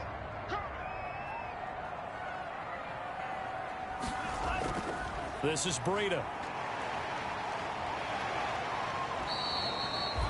He'll get a nice chunk there on the first down run, and it's 2nd and 4. And he continues to pile up the yardage. That puts him over $150 now. And this defense has really had its problems trying to keep him contained.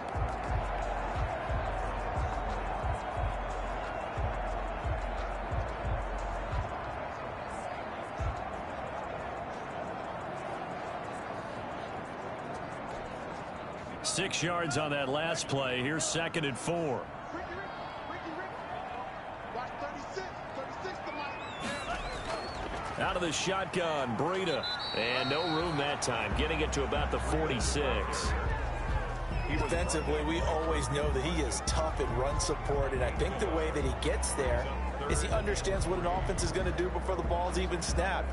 A great job of scouting prior to the game, then reading, reacting, and taking the right path to the ball carrier. Watch 36 to Tagovailoa going to try and throw on 3rd down. And incomplete. He had nowhere to throw, so he just tossed it away. But that brings up 4th. Well, the other day they told us when we've got 3rd and 5 or less, we have to be able to convert. And I guess every team would say that, Charles, but an opportunity missed there. What they were trying to tell us is they believe it's a matchup game at that point. And they liked some matchups that they had, thought they could exploit them, unable to do so on that play.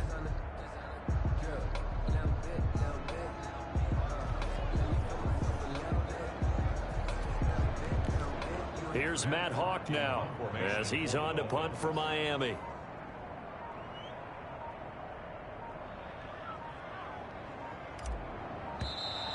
And maybe some indecision on what to do, and they're going to get a delay.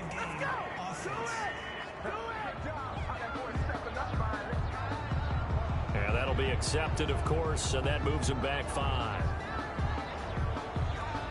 Here's Matt Hawk now as he's on to punt for Miami.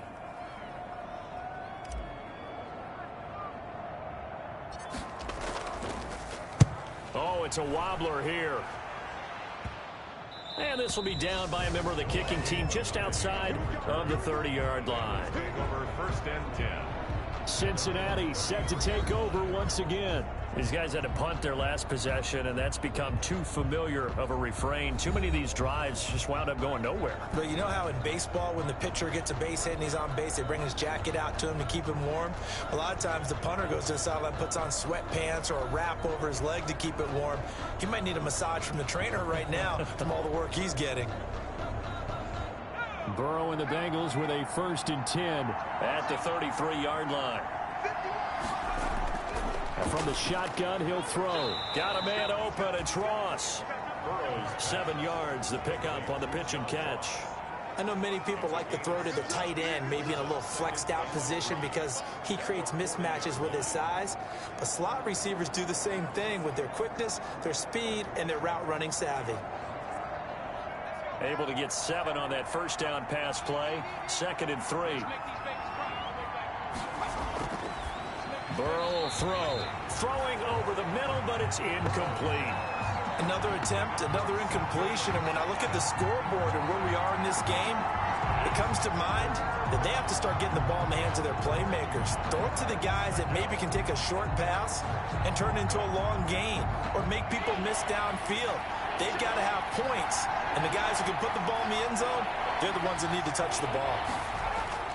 They give to Mixon to try to pick it up. And he's got a first down as he's up to the 48.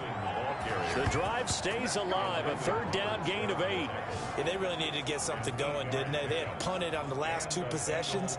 The running game starting to come to the front for them, providing a nice pickup there to keep this drive going.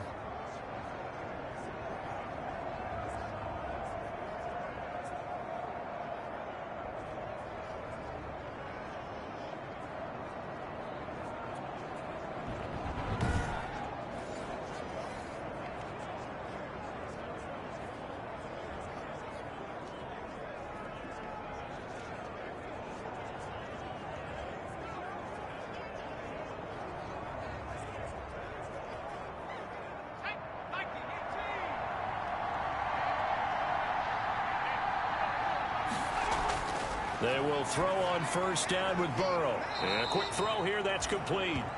And this will be stopped at the 44. That one good for 7 yards. 7 yards, the pickup there. And 3 at the Dolphins' 44-yard line.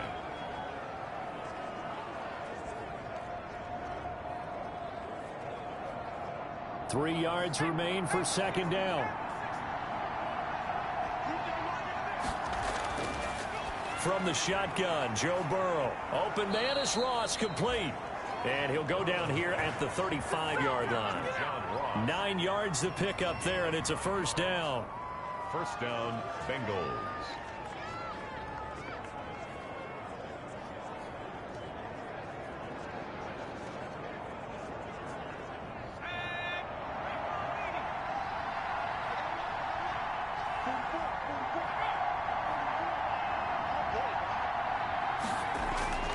Now Burrow. Quick hitter here, it's complete. And this will be a gain of 5 as he gets it to the 30. A gain of 5 brings up 2nd and 5 at the 30-yard line.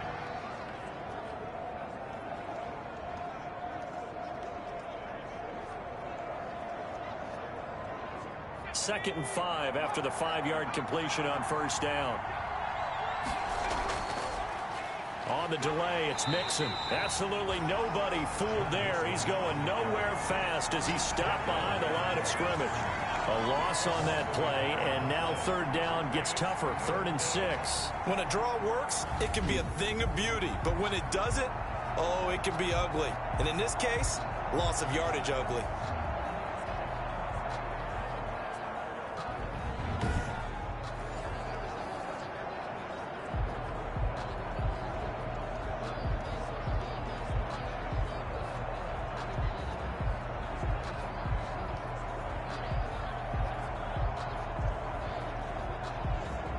Seventh play of the drive upcoming here on 3rd and 6. From the shotgun, it's Burrow. Throwing the out route incomplete. That's Boyd. And he'll work it inside the 30 to the 29-yard line. 2 yards is all they'll get on the completion. It's 4th down. One hallmark of good defenses is understanding the game, understanding positioning, and tackling immediately in the secondary after catches. I think we just saw that on display right there. Got to him before he ever had a chance to think about turning it upfield.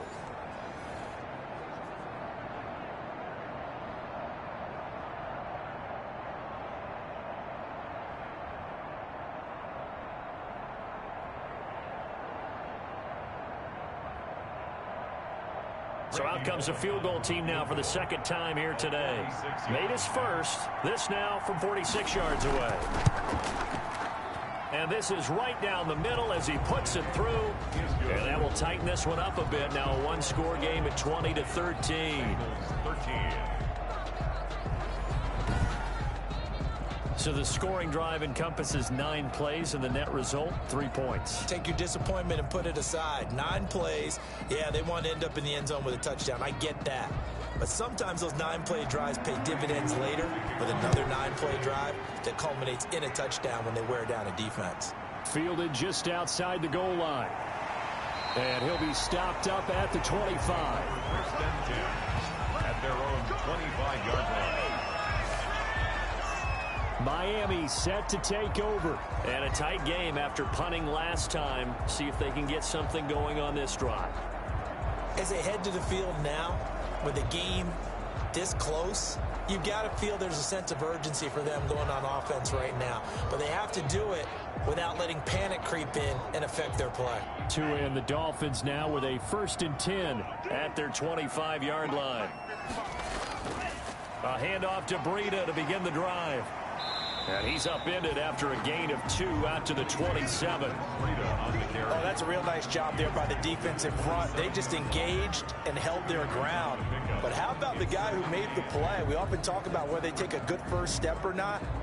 Many times you just don't take any step. Just get your feet moving, get your body going, and then once he made the read, he was able to make the play.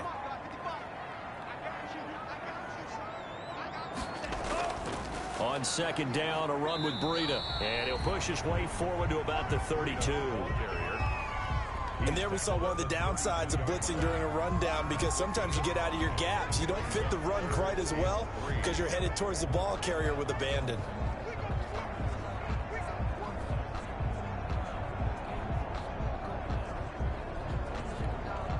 The heavy set out there. 3 tight ends in the formation for 3rd and 3.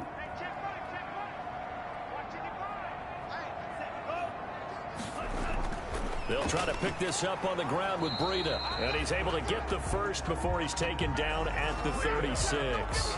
Good. Give him 3 yards and a fresh set of downs. This offense #1 in the NFL in picking up first downs, and their run game got him another one there. A really good stat to lead the league in, isn't it? Because if you keep picking up first downs, sustaining drives, that means you're controlling the football, controlling the clock, and letting your defense rest on the sidelines. So from the 36 now, 1st and 10.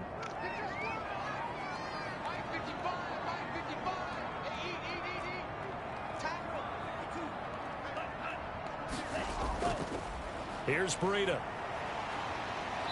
And he'll get this one up to about the 39 here. Breida, the ball carrier. They give him 4 yards there. It'll be 2nd and 6. Brandon, we just saw the benefits of being able to run the ball successfully. They pick up 4 yards on that carry. So now if you're a play caller, you can do just about anything you want. But on the defensive side of the ball, you're scrambling a little bit. Now you're behind trying to figure out, do I need to blitz him? Do I need to pressure him? How do I gain an advantage on this snap?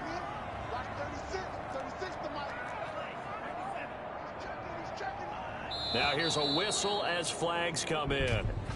And we'll check out the call.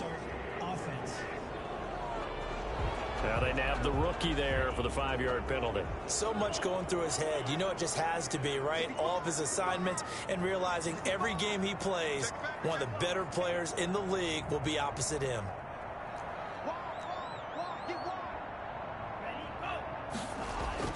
On play action, here's Tua.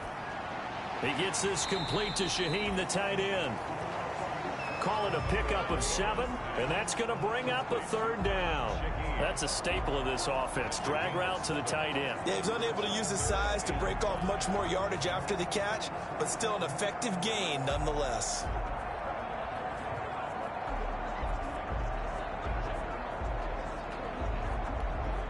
And a nickel look here for the Bengals as they try to defend this on 3rd. Watch 36, 36 to Mike. Here we go.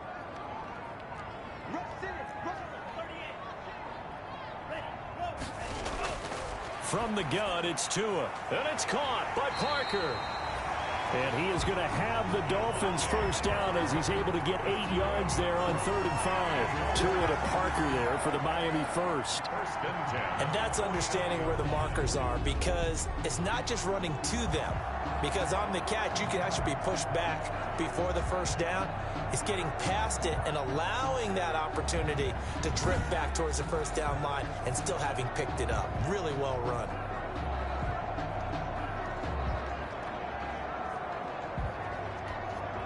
Two first downs have them up near midfield now on 1st and 10.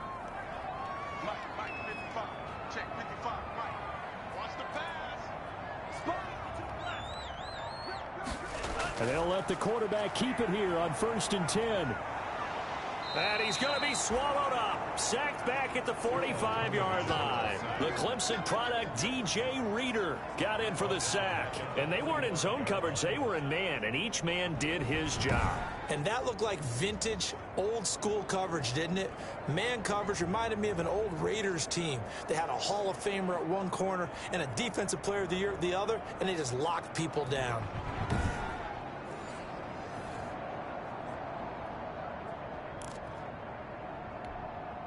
Well, this has been a good march down the field, but now they're stuck looking at a 2nd and 14. Watch 36. 36 to Mike. Jim.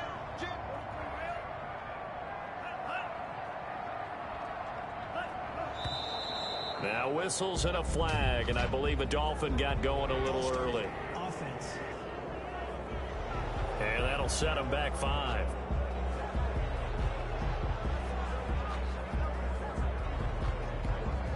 And that false start penalty certainly not helping their cause here. 2nd down and long. You better be afraid of me. Watch 36. Tua going to hand this one to Breida.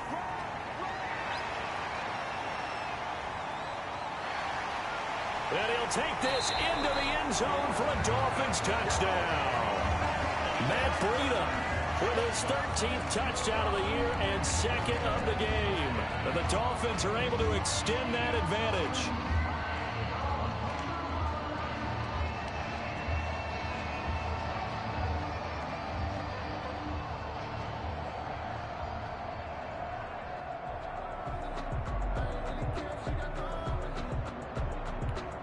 Sanders now to add the extra point.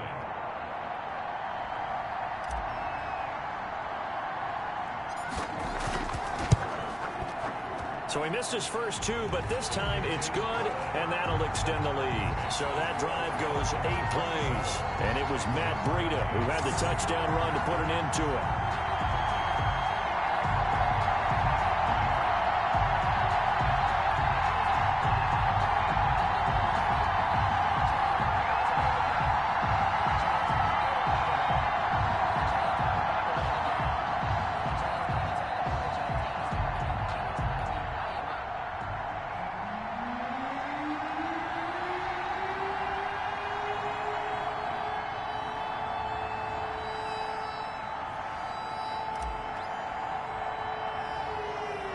The kickoff team on the field now as they will send this one away. Here's Carter now on the return. Oh, a good return up past the 30. Joe Mixon and the Bengal offense ready to go back to work. And we have seen a decline in the numbers. Where does the fault lie? Just him? Maybe the guys up front? Combination? Well, as you and I both know, it's almost always a collective deal. But in this case, I think maybe the offensive line got a little overconfident. They had blocked so well in the first half, picked up on what the defense was doing. I think we've seen an adjustment now that they have not picked up on, and now they're being a little bit overwhelmed. The Bengals drive about to get going. And tough to win games if you're going field goal, field goal, field goal here. They got field goal last time. Now they'll be looking for a touchdown. You're looking for the big chunk now because, as you noted, the field goal way of doing it makes it that much harder and puts more pressure on every possession for you now. Go ahead and get 6 and feel a lot more comfortable about the position they're in. Bigger chunks. We'll see if they can get the score.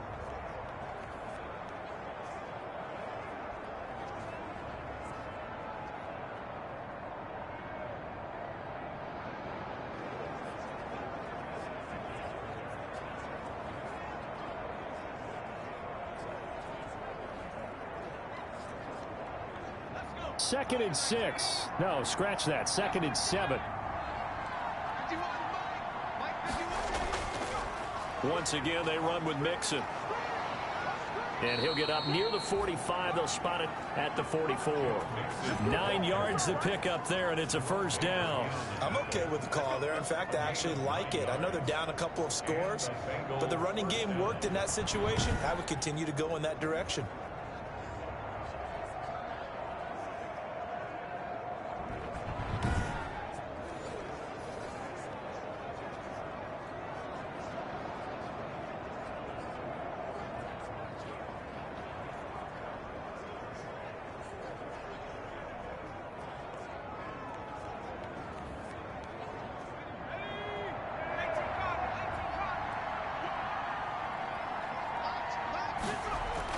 Throwing now, Burrow on first down. Got an open man, that's C.J. Uzomah. They'll contain him to just 4, second down. Well, they were unable to make anything really big out of that, but it's not a bad idea to find your tight end and give him an easy completion and keep moving things forward. Almost as bread and butter as a good running back dive play.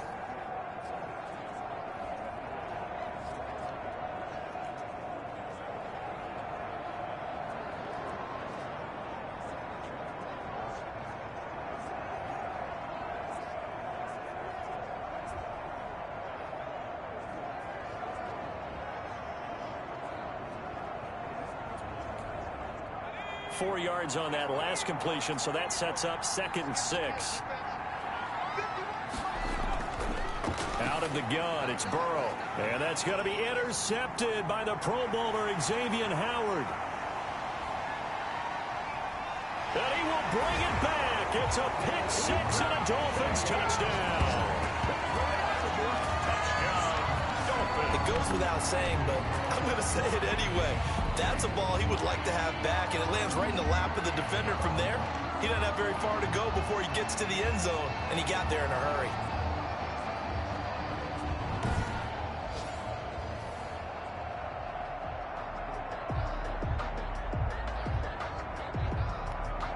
Sanders on for the extra point.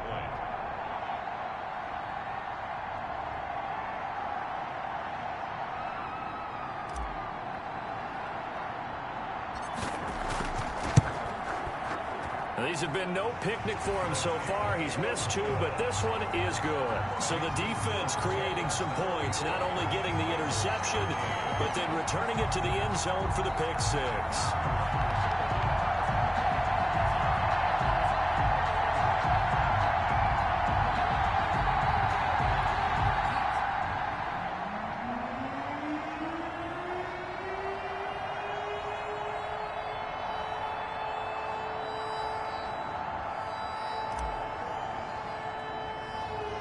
So they'll get another shot on offense following that pick 6. And now the kick is away. On the return, Phillips. And good starting field position. He'll get this one all the way up to about the 35-yard line. At their own 35-yard line. Now the Cincinnati offense ready to see what they can do here. And fresh off the pick 6, they've got to forget about that quickly. In this case now, the guy throwing the ball, he's got to be like what we talk about with defensive backs who get beat for a long touchdown. Short-term memory, right back out there doing the things that he does best, and knowing that taking care of the ball is paramount. Here's his opportunity. All comes back to those defensive backs for the former DB, right? I don't know where that comes from. It just kind of emerges out of me for some reason. Deep in there, right? And he'll get this up to about the 38-yard line. A gain of 3, second down. Well, it's time for them to be good teammates right here. And what I mean by that is possess the ball for a little while. Get at least 2 first downs. Give their defense a chance to settle down a little bit after they give up a touchdown.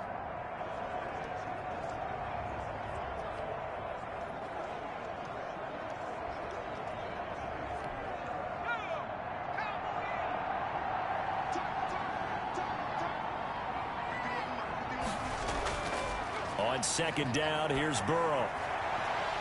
And this one incomplete. Too much contact to hold on to that one, and it's third down. And that's one of those plays where it's hard to keep 2 eyes on the football when you know the contact's coming. let alone getting two hands around it, hugging it to your body, and absorbing the hit, even for those big tight ends who you would think could absorb that contact. This offense in desperate need of a conversion as they come up on third down. Here's Burrow setting up to throw it. He finds Ross right side. It's complete. And they stop him up short of the first down as they get him at about the 43. Just a 5-yard pickup, and it leads to fourth down.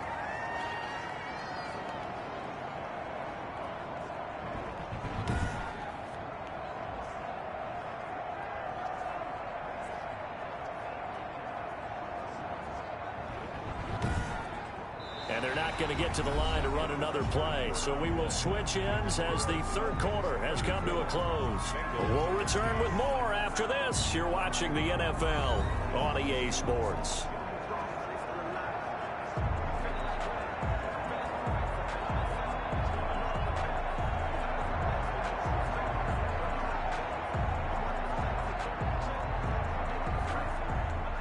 They're going to try and keep hope alive here on fourth down. They're going for it. They'll try and throw for it with Burrow. He rifles one that's intercepted. Picked off by Jerome Baker. And he will bring it back. It's a pick six and a Dolphins touchdown. Little choice, Charles, but to go for it right there, and that pick six will be the icing on the cake. Yeah, you don't know how many more possessions you're going to get, so really you're almost at the point of no options. Have to go for it. Bottom line, though, is defenders know that as well. They know you've got to throw the football. Had the right defense call, able to make a nice play on the ball, and that's all she wrote. Sanders now to add the extra point.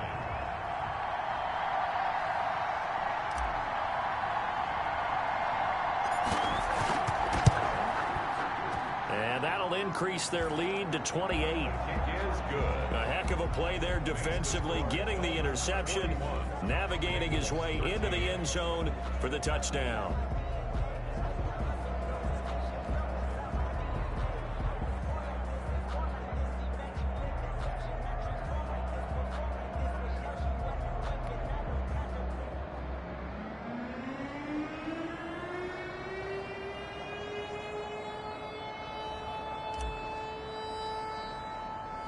So they throw the pick six. They'll get another shot at it now as this one's in the air. On the return, Phillips. And they're going to start this drive in pretty good shape as they get it up past the 30. First and 10 at their own 32-yard. And out now, here come the Bengals. And you can sort of sense their dejection. That last pick six put the icing on the cake, so to speak, in what has been a rough go for them.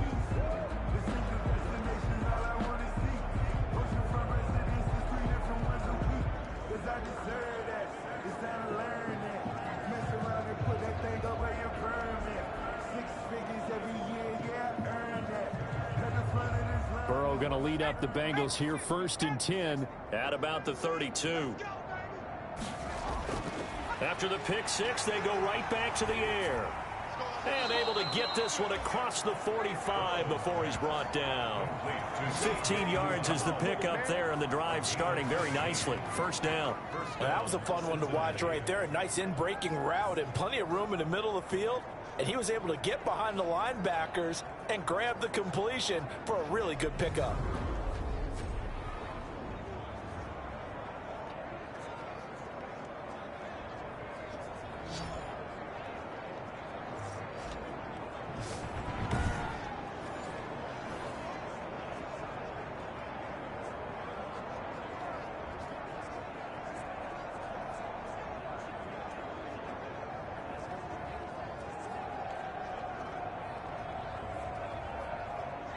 So one play, and they're already just shy of midfield. They're passing here. Joe Burrow. Boyd's the target, and he has it over the middle. And he'll get it down to the 47 here. You got the big lead defensively. Willing to give him that underneath stuff, right? And this is why you work on your tackling. Tackle them after the catch, inbounds, keep the clock running. Just go ahead and bleed the game out that way. From the 47, it's 2nd and 5. Now it's Burrow. Over the middle, complete. It's Boyd.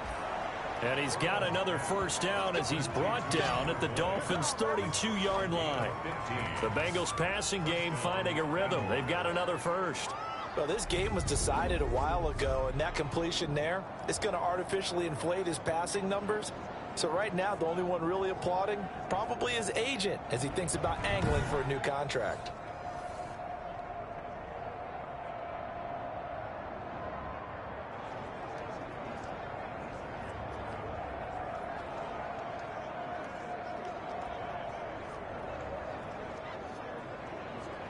From the 32 now, here's 1st and 10.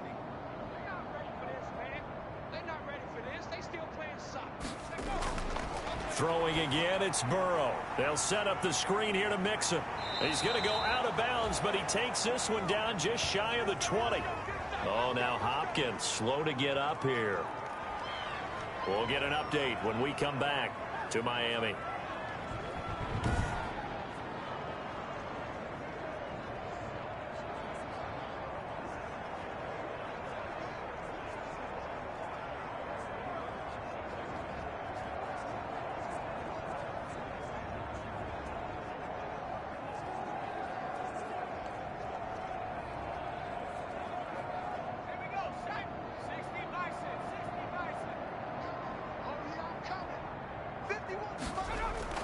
On 1st and 10, Joe Burrow. Green's got it over the middle.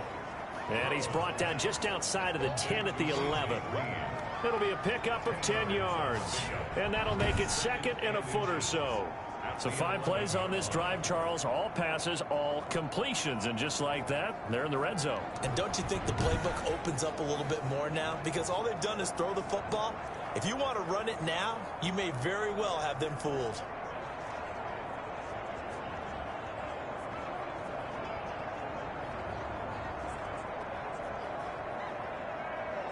They still need about the length of the football here, maybe a little less as they come up on 2nd and inches. This is Mixon on the draw, and they see right through that defensively as he'll be hit and taken down to the backfield. It's a loss of 2, now 3rd down. I think this offense, specifically this running game, they're going to have to find a way to turn the page because they haven't found a way to run it effectively thus far, and it's cost them.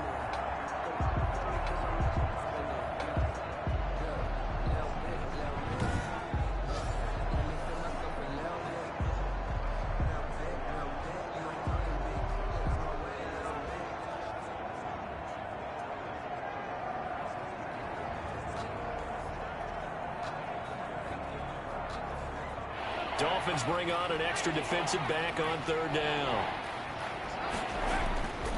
Now it's Burrow. And this is going to be incomplete. They really had a good drive going there, but a nice recovery by the defense these past few downs, able to knock that one away on 3rd down and bring up what I think for the offense, an unexpected 4th down here.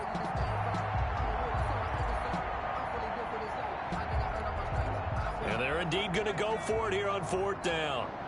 So trailing here in the last quarter, let's see how this plays out. Needing the tough yards, they run it with their fullback. And he gets the first down yardage before he's brought down just outside the 10 at the 11. No reason not to try it there, and they do indeed convert on 4th.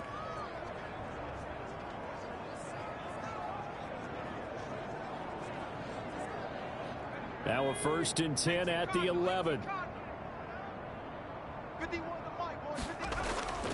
A toss left, Mixon. And he'll get this one down to about the 10-yard line.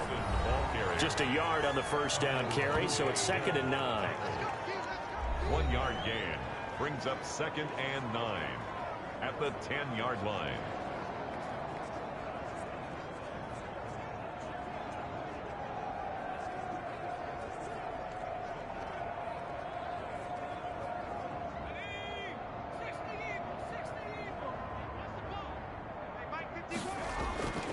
Here's Burrow. forced out to his left. And I think the ball's out. And will they call it a touchback? No, it's out at the 1-yard line. They were inches there from blowing a golden scoring opportunity. Thankfully for the offense, a fortuitous bounce there on the fumble goes out of bounds because they're down here in the red zone. You don't want to lose one there. You don't want to lose one, and the best part, because it went out of bounds, they retained possession, still have an opportunity to put points on the board.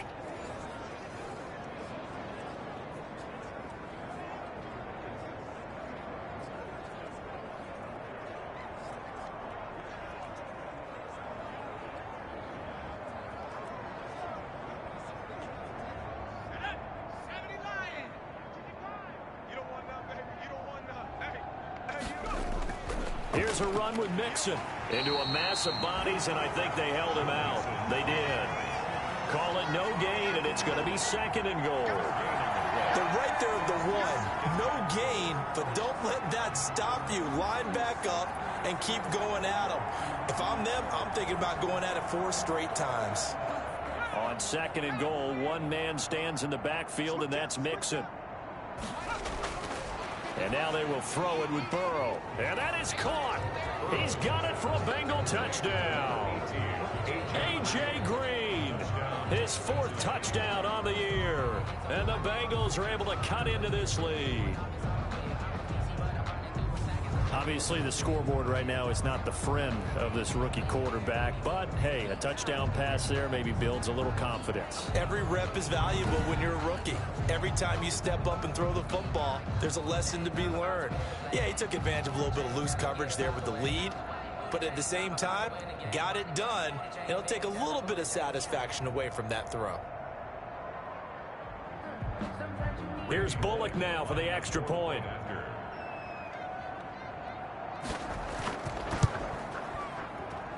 And that'll cut the lead back now to 21. That one in the books as a 12-play drive. And it ends with a Bengals score.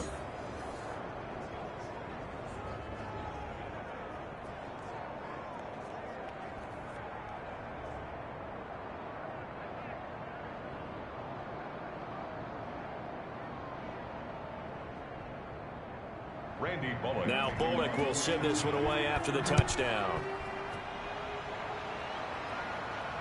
Taking it about the 1.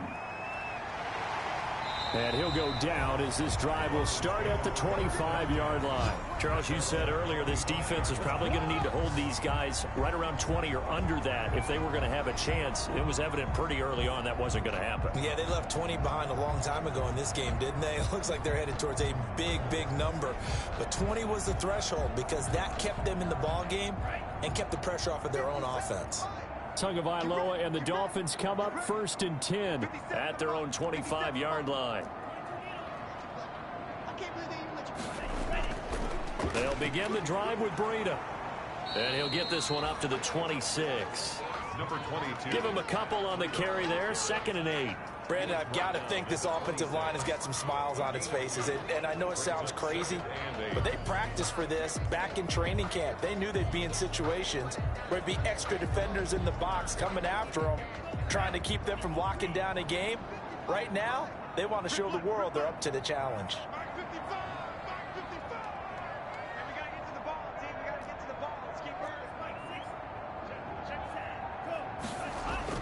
They run again with Breida. And he'll push his way forward to about the 32. It'll be a gain of 5, but still about 3 yards shy of the first down marker, and now it's 3rd down. That's it. That's what you want. Straight ahead positive gain. Just keep that clock ticking.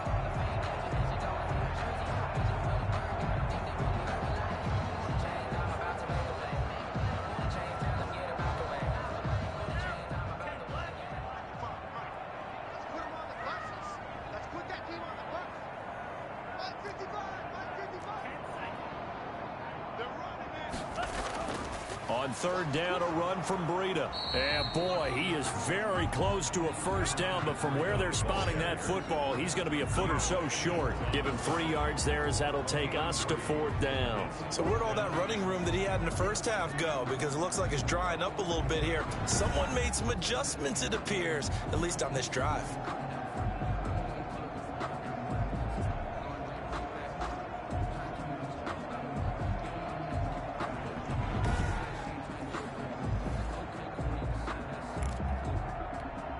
The offense here not budging. They're going to fight for it on 4th and inches. Hey, 4 down, 4 down. You won't take. Tua, a give. This is Howard. And he's able to get the first before he's taken down at the 36. They only got a couple, but a couple's all that they needed as they convert on 4th. 4th down conversions this drive now 3 for 3. I'd love to get a look at his play chart right now because he obviously has confidence in everything he has written down in terms of short yardage and going for it on 4th down. The 4th down run successful. Now they look to pay it off on 1st down.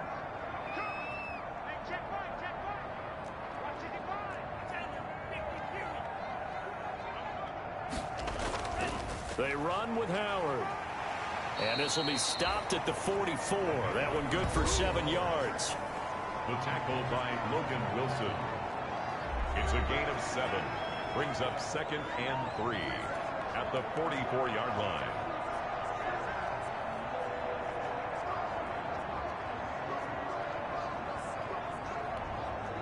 So they'll come up after the gain of 7 on a 2nd and 3. I'm coming after you. Line 55, line 55. Hey,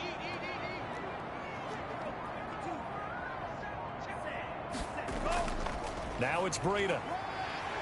And he'll be brought down at the 48-yard line. That one a 1st down pickup of 8. And carries like that, that's how they're going to continue to salt this thing away here, Charles, in the 4th quarter. Yeah, how about that? A new set of downs. Clock continues to move. No better way to close out a game than to tap those mastodons you have up front and say, guys, keep pounding them. Let's keep the ball, keep their offense on the sidelines, and let's close this one out. All runs on this drive so far. It's 1st and 10.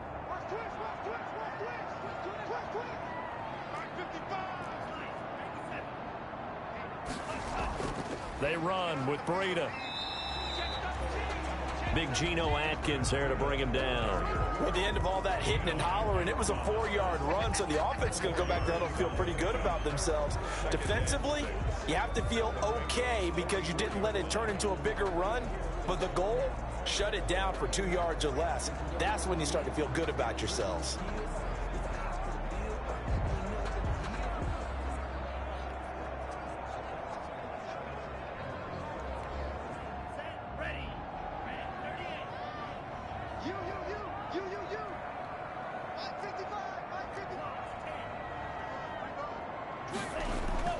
This is Breida.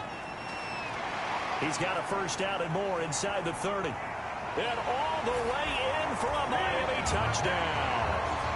Matt Breida, 44 yards. And the Dolphins head on to their lead.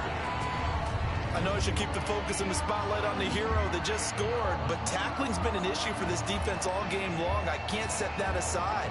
We just saw it again here. Missed tackles leads to his long touchdown run.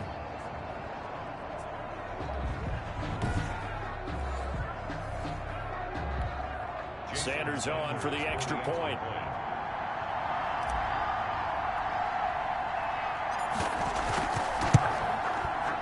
And that'll increase their lead to 28.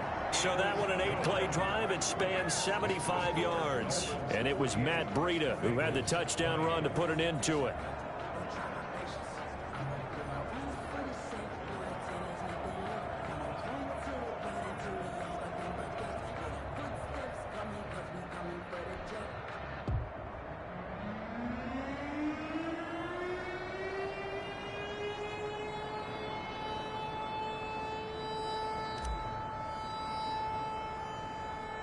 The kickoff unit is out on the field, and they will send this one away. And they're going to mark that where it went out of bounds, so really good starting field position up past the 40-yard line. And that drives coaches insane, doesn't it? When they see that happen, it just doesn't feel right, does it? Plus, you're giving up yardage.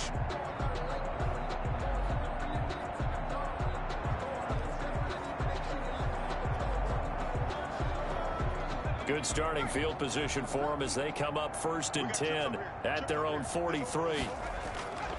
Burrow looking to pass. He's going to have the hook up to Ross. And they'll get him down as he's inside the 40.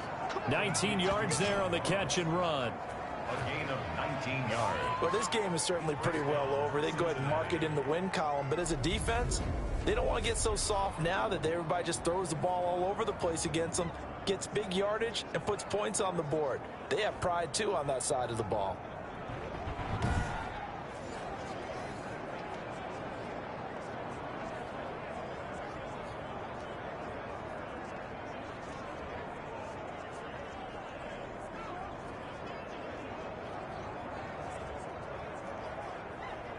So from the 39 now, they'll come up on a 1st and 10.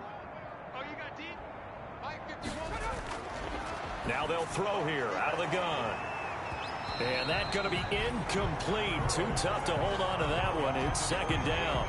That incompletion is not a surprise with the way that this one has gone, and the frustration, the body language is evident everywhere. This team, they've really been put through the ringer in this one. So line of scrimmage still the 39 on 2nd and 10. We got three. Burrow will throw. Got a man open. It's Ross. And he's got another 1st down as he's brought down at the Dolphins' 14. That one goes for 24 yards. They like going to him in the slot. He catches another one. I think this comes under the heading of until they stop him, why not go back to it? He has something going really well. Great working relationship with the guy throwing the ball, and they keep making the connection.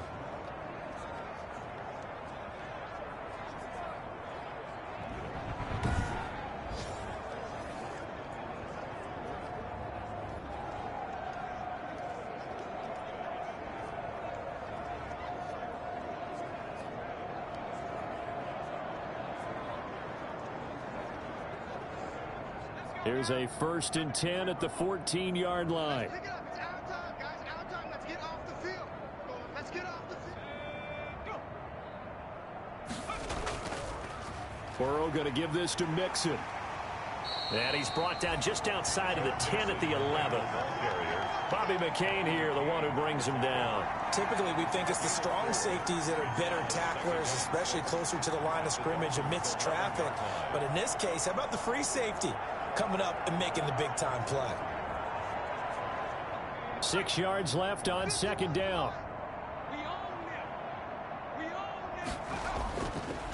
They'll look to throw here toward the center of the field, but it's incomplete. Another incomplete pass there. What do you take from this game offensively? Well, you know it's tough to really analyze for them because it is a team game, right? And let's be honest, though. The defense did them no favors in this one at all. Offense actually moved the ball. So, bottom line, film session, defense, it's going to be a real tough one for them. Offense, they'll get a little bit of praise. On 3rd down, Burrow. Eluding the pressure, and he'll take this into the end zone for a Bengal TD. Taking it in from 11 yards out, and the Bengals are able to draw a bit closer. Well, they were backed up on 3rd and goal, and when you saw him start to scramble, my thought process was he'll get what he can and maybe get out of bounds. But he got a little bit greedy there, and in this case, greed was good as he got into the end zone.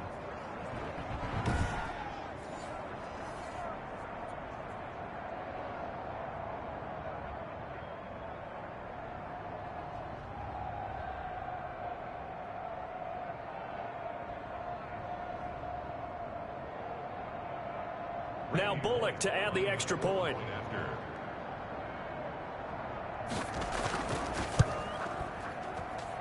And that'll cut the lead back now to 21. A drive that time of 6 plays. And it was Joe Burrow who took it himself for the touchdown run.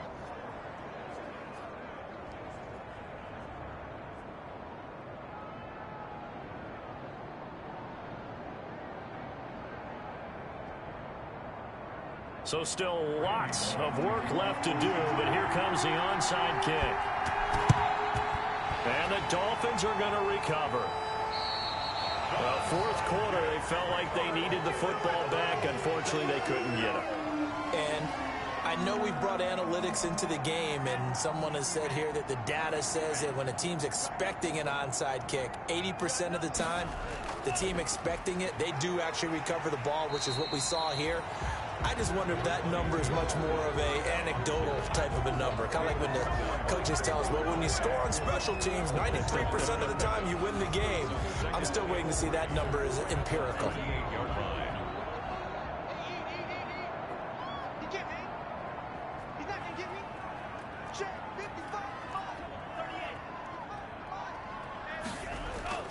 They stay on the ground. Again, it's Breida. And they'll be inside the 35 now at the 34-yard line. Now, after that last play, there's a Bengal down on the field.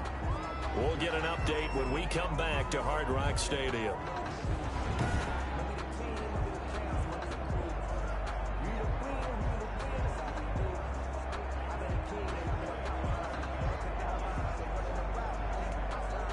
From the 34 now, here's 1st and 10.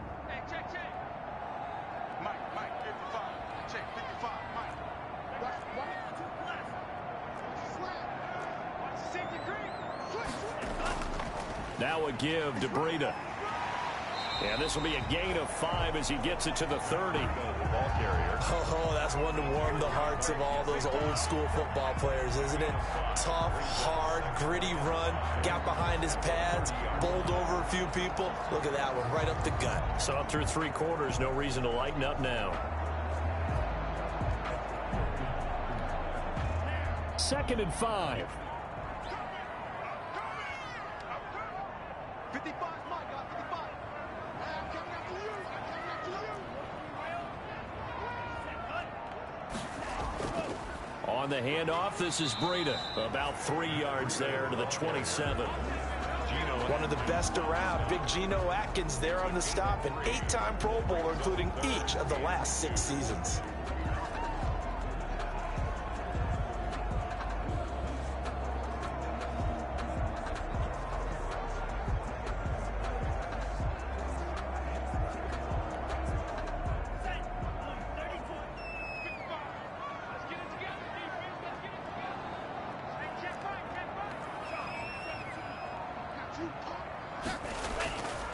They'll try and run some clock here as they keep it on the ground. And he will be very close to a 1st down, but I see the closed fist of the referee, and that means 4th down. Now, that's a mountain of a man that just made that stop, isn't it? But he's more than that. This guy's nimble and quick.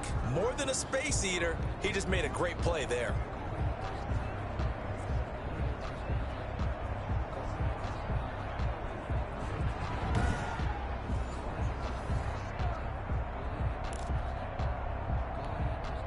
They've been brilliant, perfect on 4th down so far. 3 for 3, and they're going to try again here.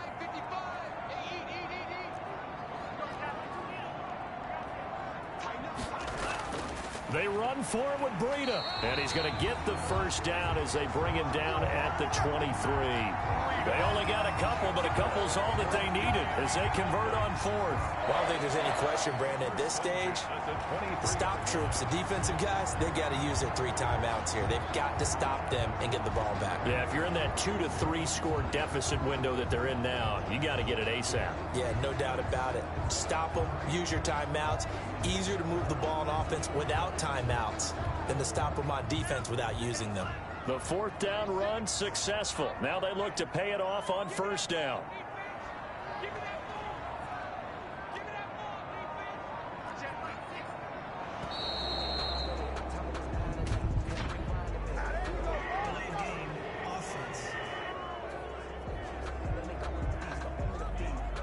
That's going to set him back 5 yards. So a little bit of a stiffer challenge now. 1st and 15 following the delay of game. Just like that.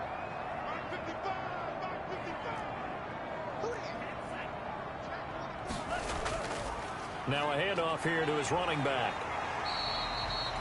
A good comeback there after the penalty. 9 yards, and it's 2nd and 6.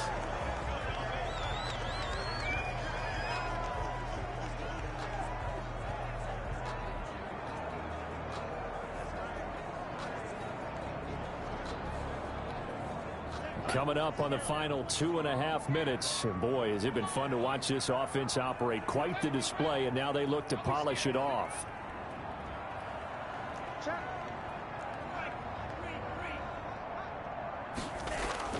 On second down, a run with Breida. And just a couple yards there down to the 17. The handoff to Matt. He's definitely tough to get down. We just saw it right there. But how about what we did see? Pursuit, wrap up, and then the big finish with the tackle.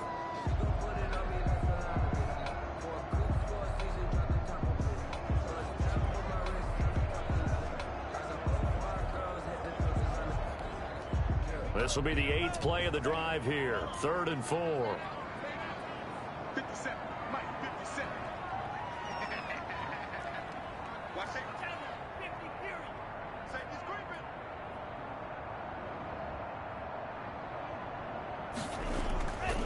Here's Breida. And he's got a first down following a pickup of about 13 as we will take a pause here for the 2-minute warning. A solid pickup of 13 sets him up 1st and goal.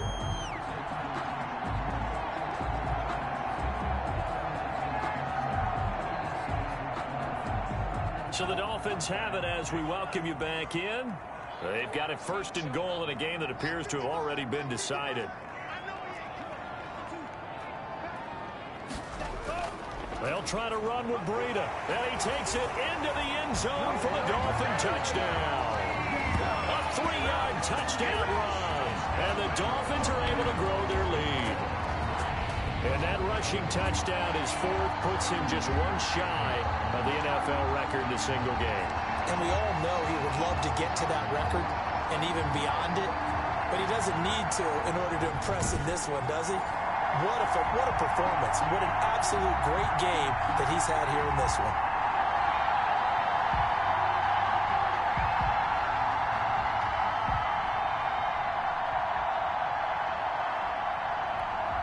Sanders now to add the extra point.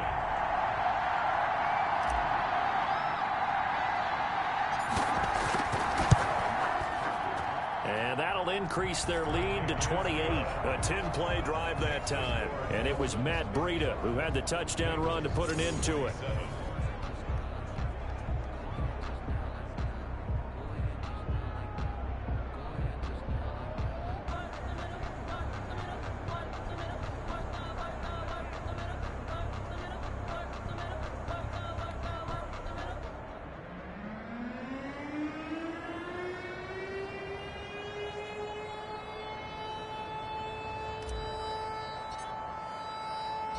Out is the kickoff unit as they run up and send this one away. Now this will make it into the end zone. And no effort to bring this one out. It's a touchback. At their own 25-yard line. Cincinnati now ready to take the field. Let's just be frank. They're playing for pride at this point. That's all that's left, because victory, not a chance now.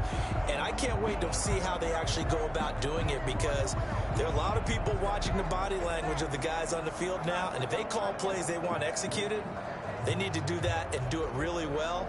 Otherwise, there could be repercussions. We'll see how they handle the waning moments of this one.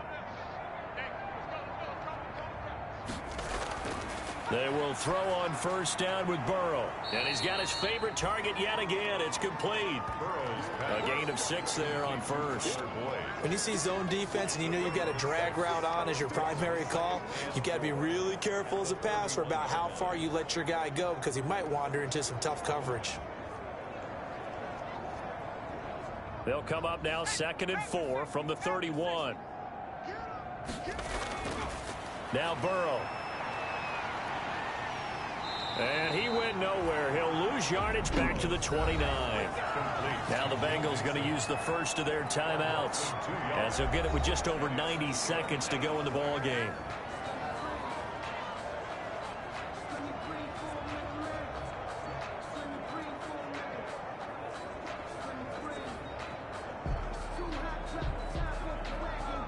And on 3rd down, a nickel formation here defensively. From the shotgun, Joe Burrow. He's got his man here. It's Green. And he is going to have a Bengals first down as they're able to get the 3rd down conversion. Give them 17 and a Cincinnati first down. Well, for teams that like to play man coverage, Running corner routes can be tough on them because of the ability of getting into it. Sometimes you're squaring it off. Sometimes you're just rounding it. Sometimes there's a fake. Sometimes there's not. It makes it very, very difficult for a DB to stay with it.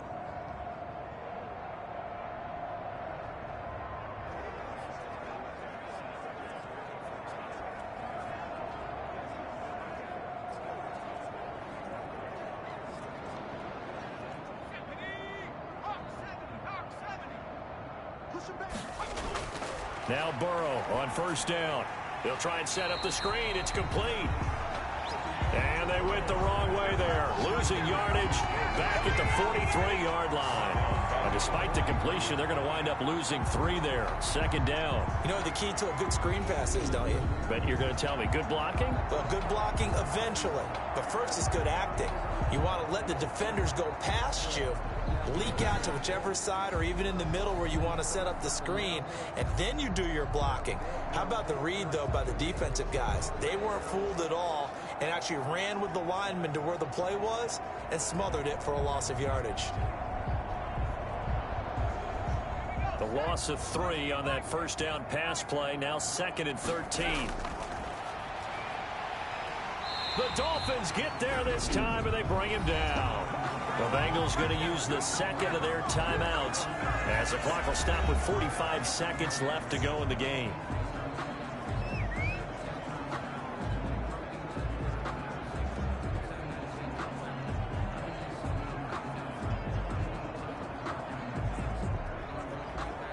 So that'll leave Burrow and the Bengals with a 3rd and long after that sack we just saw. From the shotgun, it's Burrow. And that will be incomplete. We've seen that the deep ball's been a part of their game plan all afternoon, but they've had trouble hooking up on it, unable to successfully find the end zone over the top.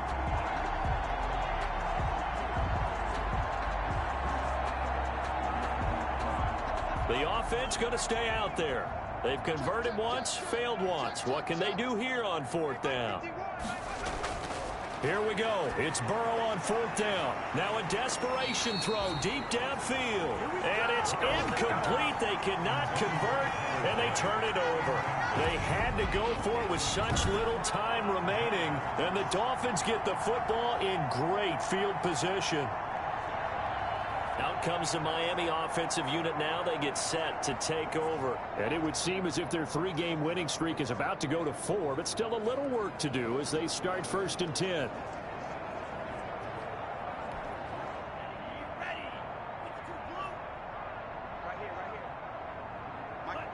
Victory very likely now for the Dolphins as they take a knee here.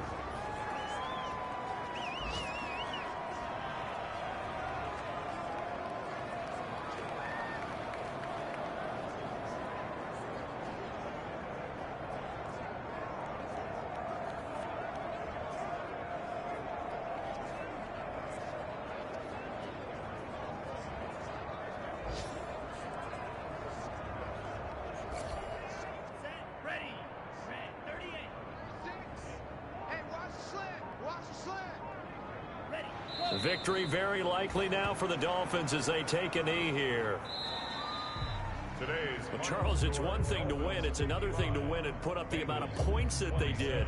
Boy, were they clicking on offense. They can't help but feel great about themselves, can they? I mean, what a game to put up that number of points, continually feeling like they're moving the ball and things are working and clicking. They think that they can bottle this and carry it with them. And as an offensive coordinator, you just don't think you can do anything wrong. Whatever you call, run, pass, it's all going to work. That's called being in the zone. So for Miami, they'll hit double digits with their 10th win of the year. And they'll have another home date next week as the Kansas City Chiefs come to town. Meanwhile, for Cincinnati, they fall to 6-6 now on the campaign. And they will get a home date next week as they will take on the Dallas Cowboys. And for Charles Davis and our entire crew here at EA Sports, I'm Brandon Gaudin saying so long, everybody.